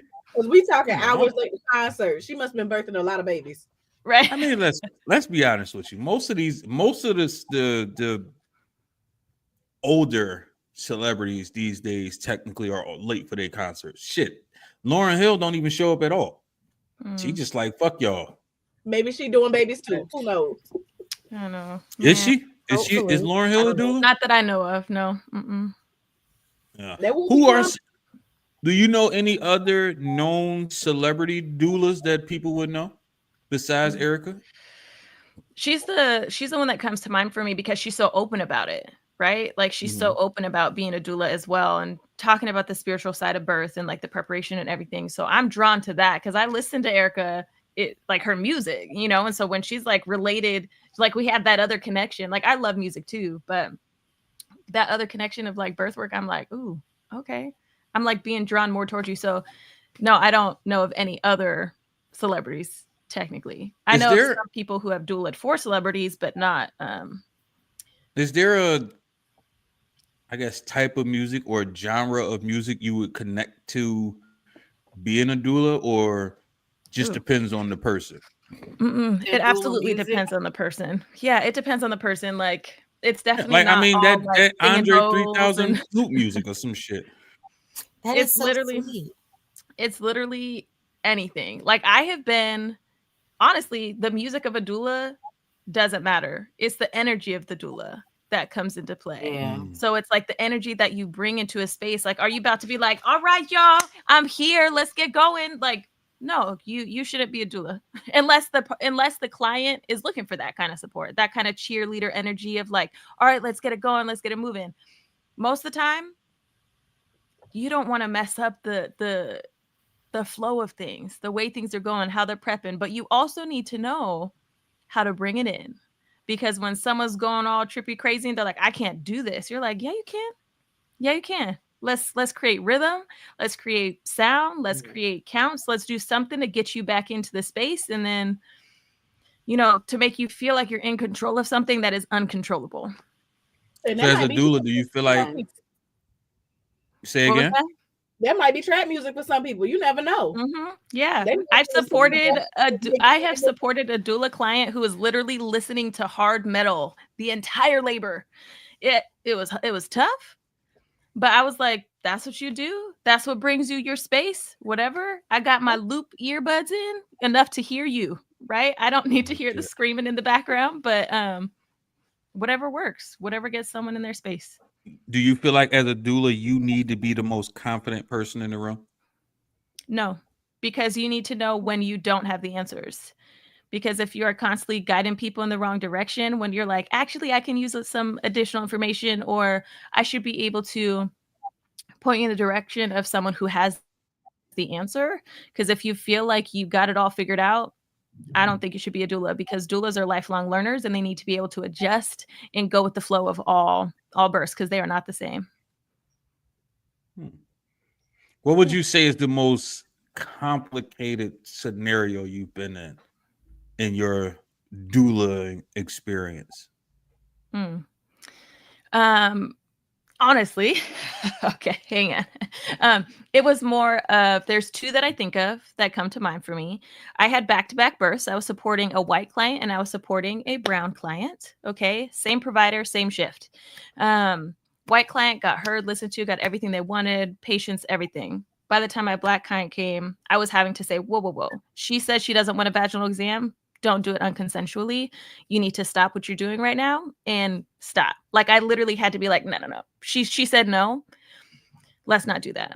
And of course, the provider got all huffled and puffed up and was like, who are you? Blah, blah, blah. And I was like, I'm her doula. And I don't think that you should do that because she didn't consent. And this client in particular had sexual assault history. So she was like struggling to speak up for herself and all that. And she was a single mom. So someone's got to do it. So part of what you do is basically being their voice for them. I would be hesitant to say the voice for them because my job is to encourage them to have their own voice, to be able to express their own wants and needs. And it's more of like validating their feelings, making sure that they are not crazy because they've never done it before. But they're like, I really think that I want this, but they're telling me I should do this, when really listen to your intuition, do what you want to try to do on your own, and have the guidance of someone. I'm definitely an advocate for sure for people in all birth settings, home, birth center, hospital, all of that. Has there ever been a time when a client has said something that they want to do and you're like, we really shouldn't go down that path? Like, how do you redirect them to, something that's a decision that is either more plausible or more tangible in their strategy of, birthing or whatever? Mm-hmm. The truth is, I've never actually stopped someone from doing what they want to do because okay, I can have my own lived experiences and I could have all the experiences of all these other births that I've been to, but it's not that person that's in labor right now. So if they're saying, even if I think you're suffering right now, you might want to get an epidural, I'm not going to say that because I'm not going to be the person to say, hey, you should really not do what you think you can do because you can't, and same the opposite way as well. Like if someone says that they want to push through and go unmedicated and they're like at this stage in labor that I know that they could make it through, like, oh, just, you're in this point, I know you could get past it. And then they get the epidural anyway. I'm like, that's okay. Even though it wasn't something they wanted, it's a decision they made and I'm there to support it. Okay. Like for instance, if they want to use a birthing tub, right? Mm-hmm. But in that same birthing tub, they're like, we want to conserve water and thaw our chicken out at the same time. Like, you know what I mean? Then that's what they want to do. Of course. Yeah. Okay. I'm just saying that's their decision. Right. That's their decision. But I mean, there's absolutely limits, right? Like, because you're there keeping everything in mind. Like, I find this hard to say because I don't ever find myself as like an expert. I feel like calling myself an expert is really hard for me because I'm a lifelong learner, right? I never have it figured out. But I do know that I have more experience than others. And that's what people hire me for, is for that guidance and experience and education. So I'm going to bring that forth in all experiences that I'm with that client for. And if they're like, oh, actually, I want to thaw some chicken, I would highly advise against that. Don't put that in that birth tub. But if you want to use this birth tub water, maybe get a bowl of it, a pot of it, and move it to a different space. But you're not going to put your chicken in this, that's like really extreme. Fair. I would still advise against that. But yeah, fair. Cooking your chicken and yam juice just sounds crazy. Speaking of, so there are things that me personally, I find to be weird, but then I find out that there are, I guess, pros to certain things, and I still find them weird, but it make me look at it differently. The whole, and I don't know if people still do this or not, or if people do it everywhere, but the whole eating of the placenta. Yep. Yes. What's the point, and why are we doing this? That is a and great why question. is this healthy? Yeah, how is this healthy? I will say some And is placentas are that not not healthy. cannibalism? It's It- kind of cannibalistic. It technically is because it's human flesh, right? But the truth is, it's your own flesh. You get to do what you want to do with your own organ. People that grow placentas are absolutely amazing because it's the only organ that can be grown and disposed of without it really impacting your livelihood.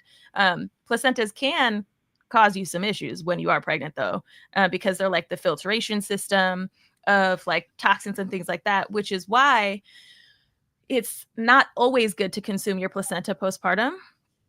And let me dive into a little bit of it. When it comes to placenta consumption, there are many different ways that it's done. Some culturally put it into a stew, right? And they like have placenta stew and they eat that. Cool. That's what they want to do. I'm not saying anything against it. That's their I'm with you, whatever, Freddie. right? I know. And then there are people that choose to encapsulate their placenta. So take it in capsule form. So they're not chewing on it. I was one of these people, let me tell you.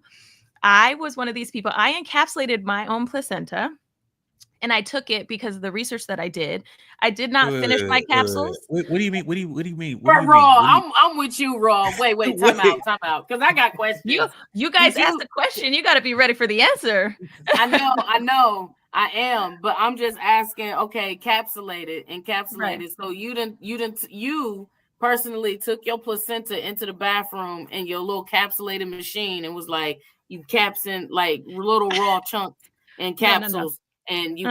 Okay, It's a explain. process. Is it like how you dehydrated and There's crushed? actually Like, a very spiritual process to it. So what you want to do is you are thanking your placenta for doing what it did. It helped grow this human, right? It helped nourish this human as it came into life. And when your placenta is birthed after the baby, you yourself as the birthing person are depleted of all the hormones that the placenta has, right? So there's this huge dip in hormones, which is normal. Everybody does that, but that could be really hard on someone else. Like each individual person has a different way of handling that. That makes it easier for postpartum depression and like healing properties and things like that. A lot of this isn't scientifically proven, but it's said through like stories and culture and tradition. So the ways that I encapsulated placentas, because I didn't just encapsulate mine. My first one my second one I got encapsulated by someone, and the third one I encapsulated myself.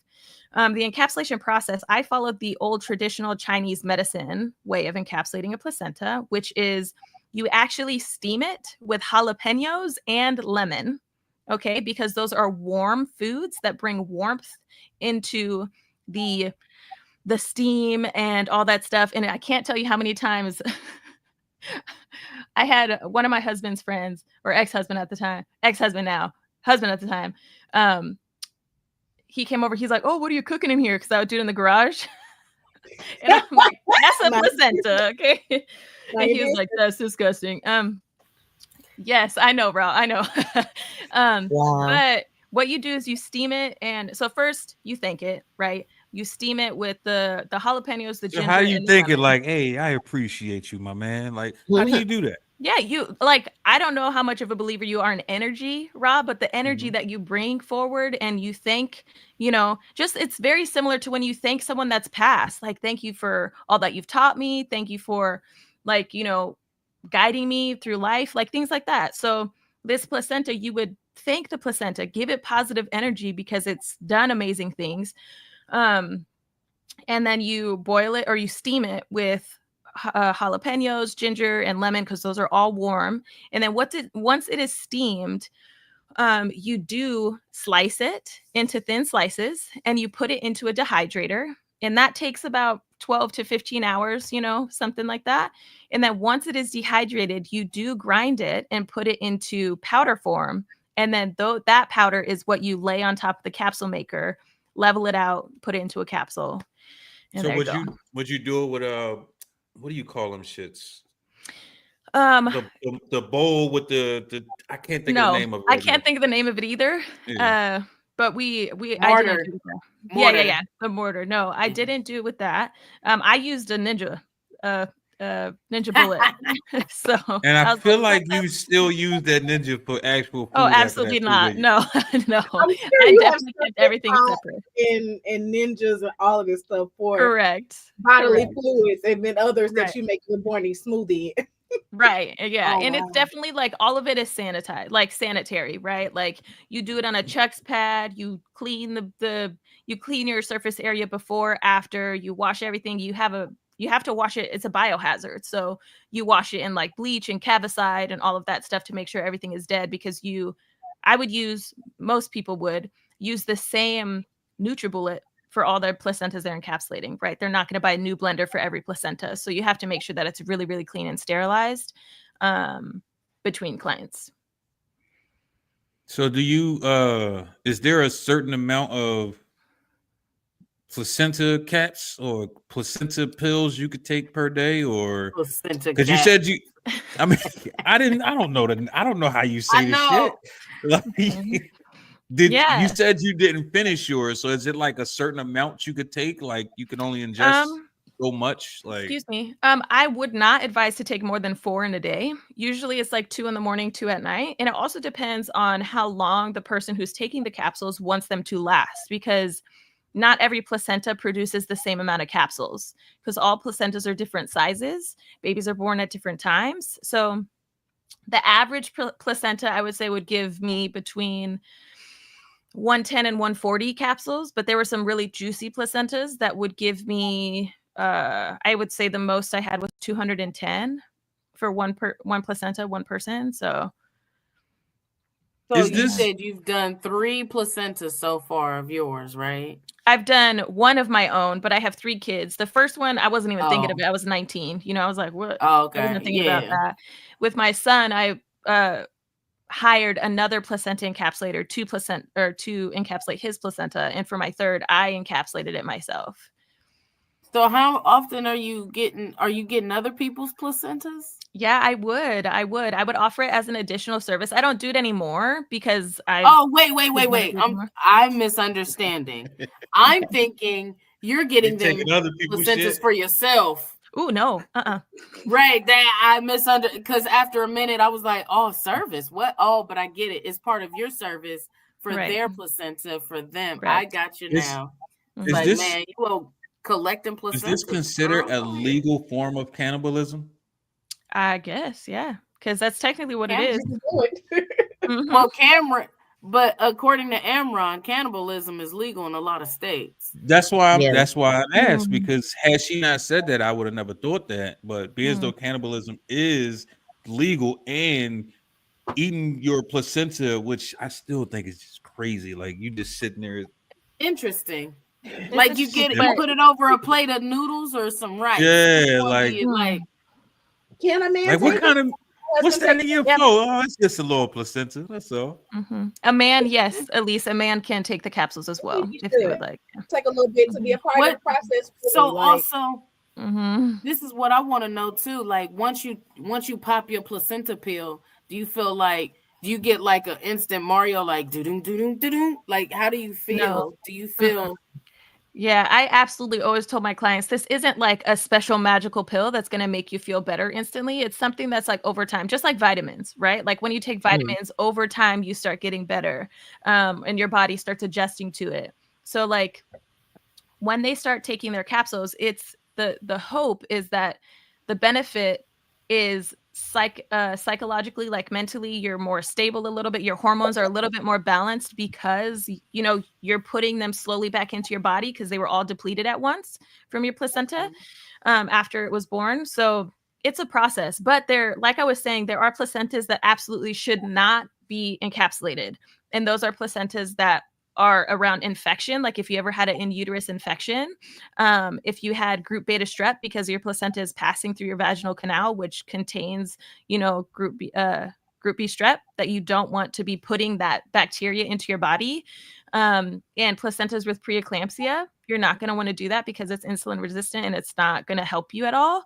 It's going to do more harm than good, which is why you were diagnosed with preeclampsia anyways, because your placenta wasn't cooperating with your body. So basically not everybody can actually do it, is what you're saying. Correct.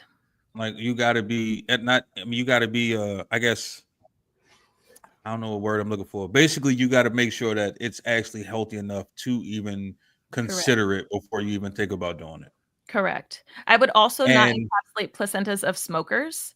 That's just not healthy. Some people have a feel like that may be different when people are smoking cannabis, but for the clients that because I did let a couple of clients that smoke cannabis, I said, yeah, sure, I'll do it because it's your placenta is what you want to do, right? But there's a lot more calcifications with your placenta, which are like hard, crunchy, dead parts in your placenta, because it had to filter a little bit more than usual for baby to be all good.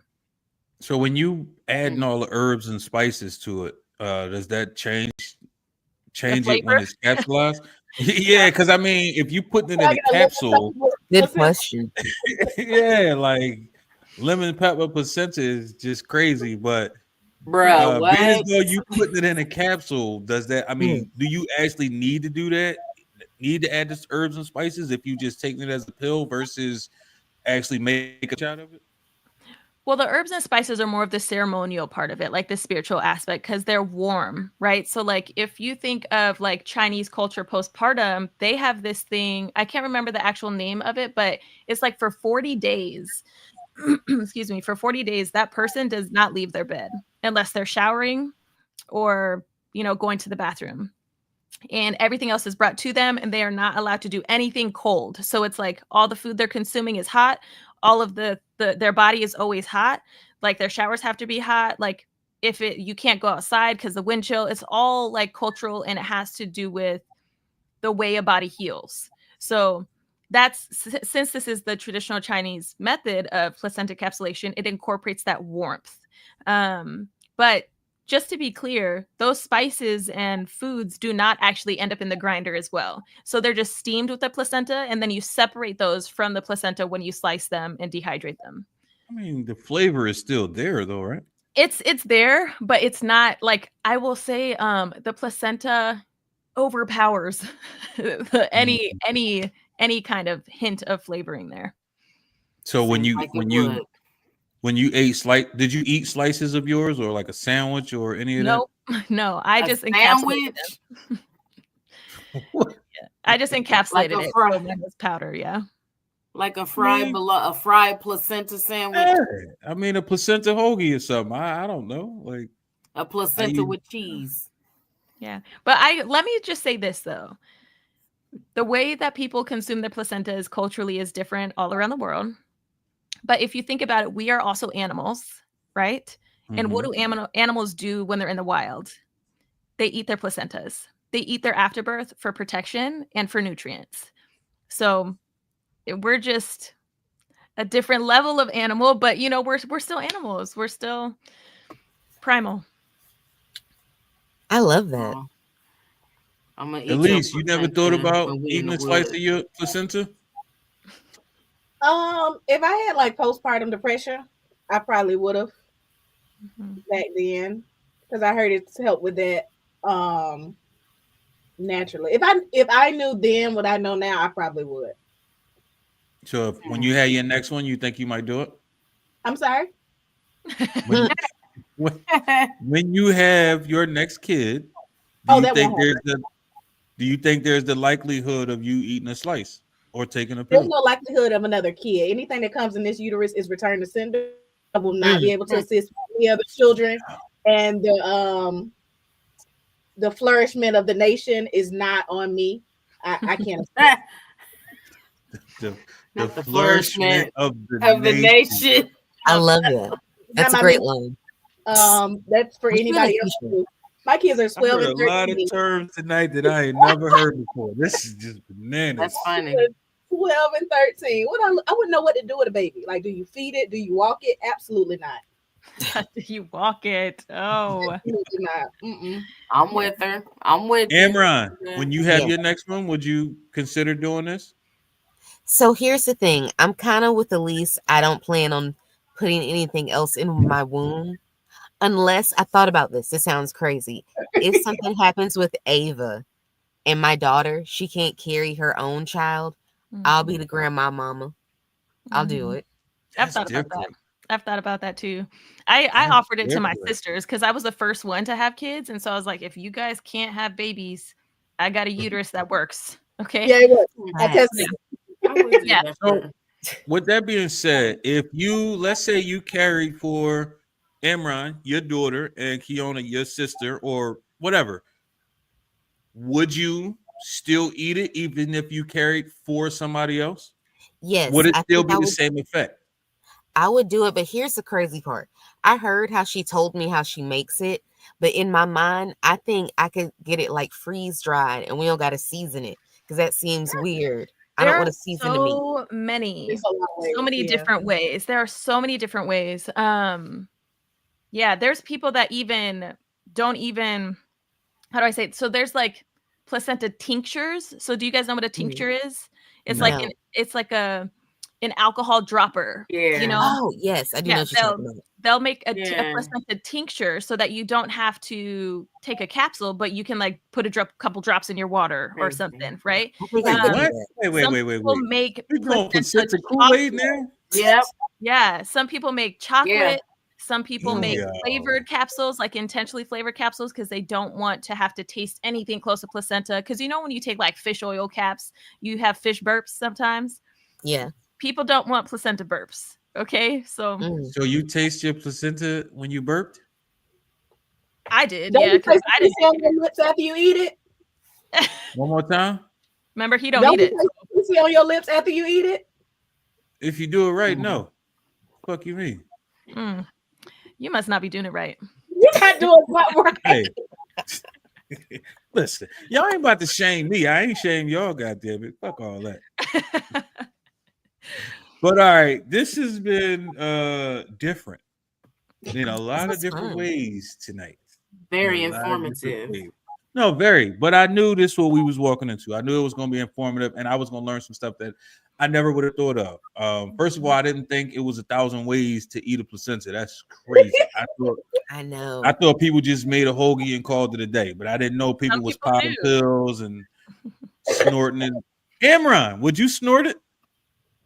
I'll take a bump. She would. I don't know why you even asked that. She would. Facts. She fucking would. Yeah, Ooh, can I everybody- tell you guys an interesting fact about placentas really quick? Oh Sure. shit. Mm. So one thing that people do is there are hemorrhages that happen postpartum, which means, you know, moms bleed out. If you are nowhere near any help, you could literally have that mom put a chunk of her placenta inside her gum line like tobacco, and it'll help the hemorrhage slow down. It's kind of crazy. And on that note, Miss Elise, let everybody know where they can find you, what you got going on, because we done at that. What? That's just I crazy. mean, hey, I'm bleeding. That went all the way over the top at that point. Yeah. We just It's in we you. It's in using placenta like dip now. What the fuck is going And if they on did, here? they wouldn't even think about it. They would literally probably just take it, cut it, and put it like they would just know. Mhm. This is bananas. Who discovered it though? Who was like, "Hey, you bleeding down there? Put this next to your big tooth." That's true.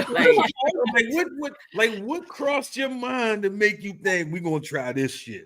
This Mhm. gonna help you, bitch. This gonna help you. That's just crazy. I mean, but if The you think same about thought it, across the time we started putting dicks in our mouth and sucking on them. It just like, oh, it's there. Let's just do it. Like we should try this. but for me, mine I'm is glad like y'all learned that. more of a physical thing. Like it came out of your body, and once it came out of your body, you started hemorrhaging. So what's the other way to put it back in your body? You're not going to shove it back into your uterus, right? Because that's where the blood is coming from. It'll just push That's it what I out. would have So did. you Like, just put it in your cheek to like convince your body with that soft tissue that you're still pregnant. You need to not be bleeding. I don't know. Yeah, this is craziness. It's That crazy. is so cool. I'm not mad at it. I didn't learn a lot of shit, but I know. We'll see how much you can hold. Can you hold? Well, I'll talk to you next podcast. Be like, remember that one thing I said? and man, I'm gonna learn so much shit Nope. this year. I'm 9 out of 10. I probably know like 1 or 2 things. That's about it. I ain't gonna hold you. And the fucked up part of this, it'll be the craziest shit you said is the shit that I'm gonna fucking remember. That's cool. That's cool. It is what it is. Yeah. Miss Elise, let everybody know where they can find you, what you got going on, who you are, all that fly funky shit. A lot of people are tired of social media, so I do have a website, not OnlyFans. Sorry, guys. It is www.auntyoutside.com for all things chicken, shares, and good vibes in Jacksonville, as well as a direct link to my podcast. Yeah, all social media platforms, Elise Rose, Auntie Outside, Miss Thrifty Rose. You want my Cash App too? What you need? Ooh. Whatever you need, that's where you can find me. So that's me, that's all. Roger the fuck that. Love it. Miss Matako, talk your shit. Well, Miss Matako, let's see. Like I said, my birthday show is March 1st. That is next Saturday up at Upfront Performance Space. Tickets are going fast now that the final week is here. Like, y'all showing out, getting these tickets, coming to my birthday show where we got Sister Lou, Shinky, comedian, Mimi the comedian, and my homie Larry Danflows. So make sure y'all check out my show. Also, the day before, I'll be in Cincinnati up at Urban Artifact telling some jokes with Jay Brock and Jarrell Beeman, and again with Larry Danflows. And the week after that, I'll be in Dayton on the 7th and 8th telling jokes. So look, check me out, follow me. And each and every Saturday when I'm not booked and busy, I'm right here on Enlightened Idiot, learning and interesting facts. So that's where I'm gonna be. Holler at your girl. That's what the fuck we do. Talk your shit, son. Yes, definitely check me out this month on another amazing issue of Upsurge magazine. We have an issue coming out right before St. Patrick's Day, but black. It sounds way cooler than what I'm saying. What's your black St. Patrick's name? Is that the black one? Is that why we're doing it? No, but every year, all the people I know have. So most people, what they do is, so they have a reason to go drink. They have a black St. Patrick's name and a black Cinco de Mayo name. Okay, make it exclusive. Well, anywho, they thought it'd be cool to do that. But we're also featuring a bunch of really amazing female entrepreneurs for Women's Month. Definitely, because I'm a woman. Mm-hmm. Yay. I hope so. Also, catch me out with my amazing little astrological escapades. I have really fun things for you. I don't know what other word I was going to put besides escapades. But I don't even know what we're talking about at this point. So no, I do the zodiac for it. Like, you know what I'm saying? The horoscope. Got you. Okay. Yep. So definitely check me out for the horoscopes. And it's really fun. And I do other fun articles as well with Upsurge at upsurge.com. Nice. Yeah, that's all I got. Roger, fuck that. And Miss real Kiona. quick before we move on, real quick, yep. Can my St. Patrick Black Day name be Placenta O'Toole? Oh. Can it be that one? Do it. Wow. Placenta O'Toole. That's my Black Irish name. Okay, I'm done. Love it. Roger the fuck that.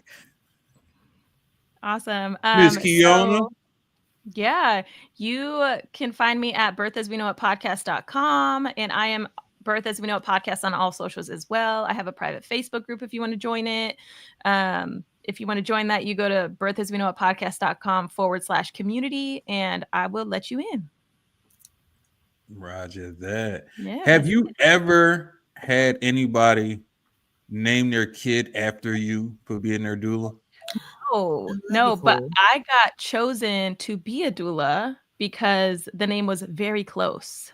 Yeah, because I am Kiona and their child's was Kioni. So it was great. They're like, you seem like a cool person. I was like, yeah. Oh, so they had already knew what they were going to name the kid. And he was like, oh, this is really close. Yeah, it was kind of just coincidental. I don't think it was the reason why they chose me, but they were like, you seem cool. By the way, this is our child's name. So did you stew their placenta for them too? No, but I do have it sitting in my freezer right now. Why did you tell him that? Why did you tell him that? Oh my God. What? It's just sitting in the freezer next to that. It's just sitting next to the steak and the damn ice cubes, huh? It is in my freezer right now. It is in its own little bag, layered up, but yeah, I'm keeping it for them because they want to do some kind of ceremonial event. And With placentas, it's tricky in hospitals. They have to be out of the room. They can't go to the postpartum room for you. So usually it's either taken down to their car if they have a cooler, if they're ready for that. If not, doula's taking it home and holding it for them until they need it. So. And how long has this been sitting in your freezer? About a month. Janet Dahmer, got you. Yeah. Okay. This is just. I didn't heard a whole lot of shit that I did not expect. Like, you take the meat out the freezer, not that one, the wrong meat. You took the wrong meat out. It's in a special freezer. It's not next to all the food, so we're good. Okay. Yeah. You're welcome. Not at all. Learned not a at lot. all. Yes. I learned way too fucking much. And on that note, we about this motherfucker. Y'all know what to do. Make sure y'all come back next week and stay enlightened, people. Yes. Hey, Bye. see y'all later.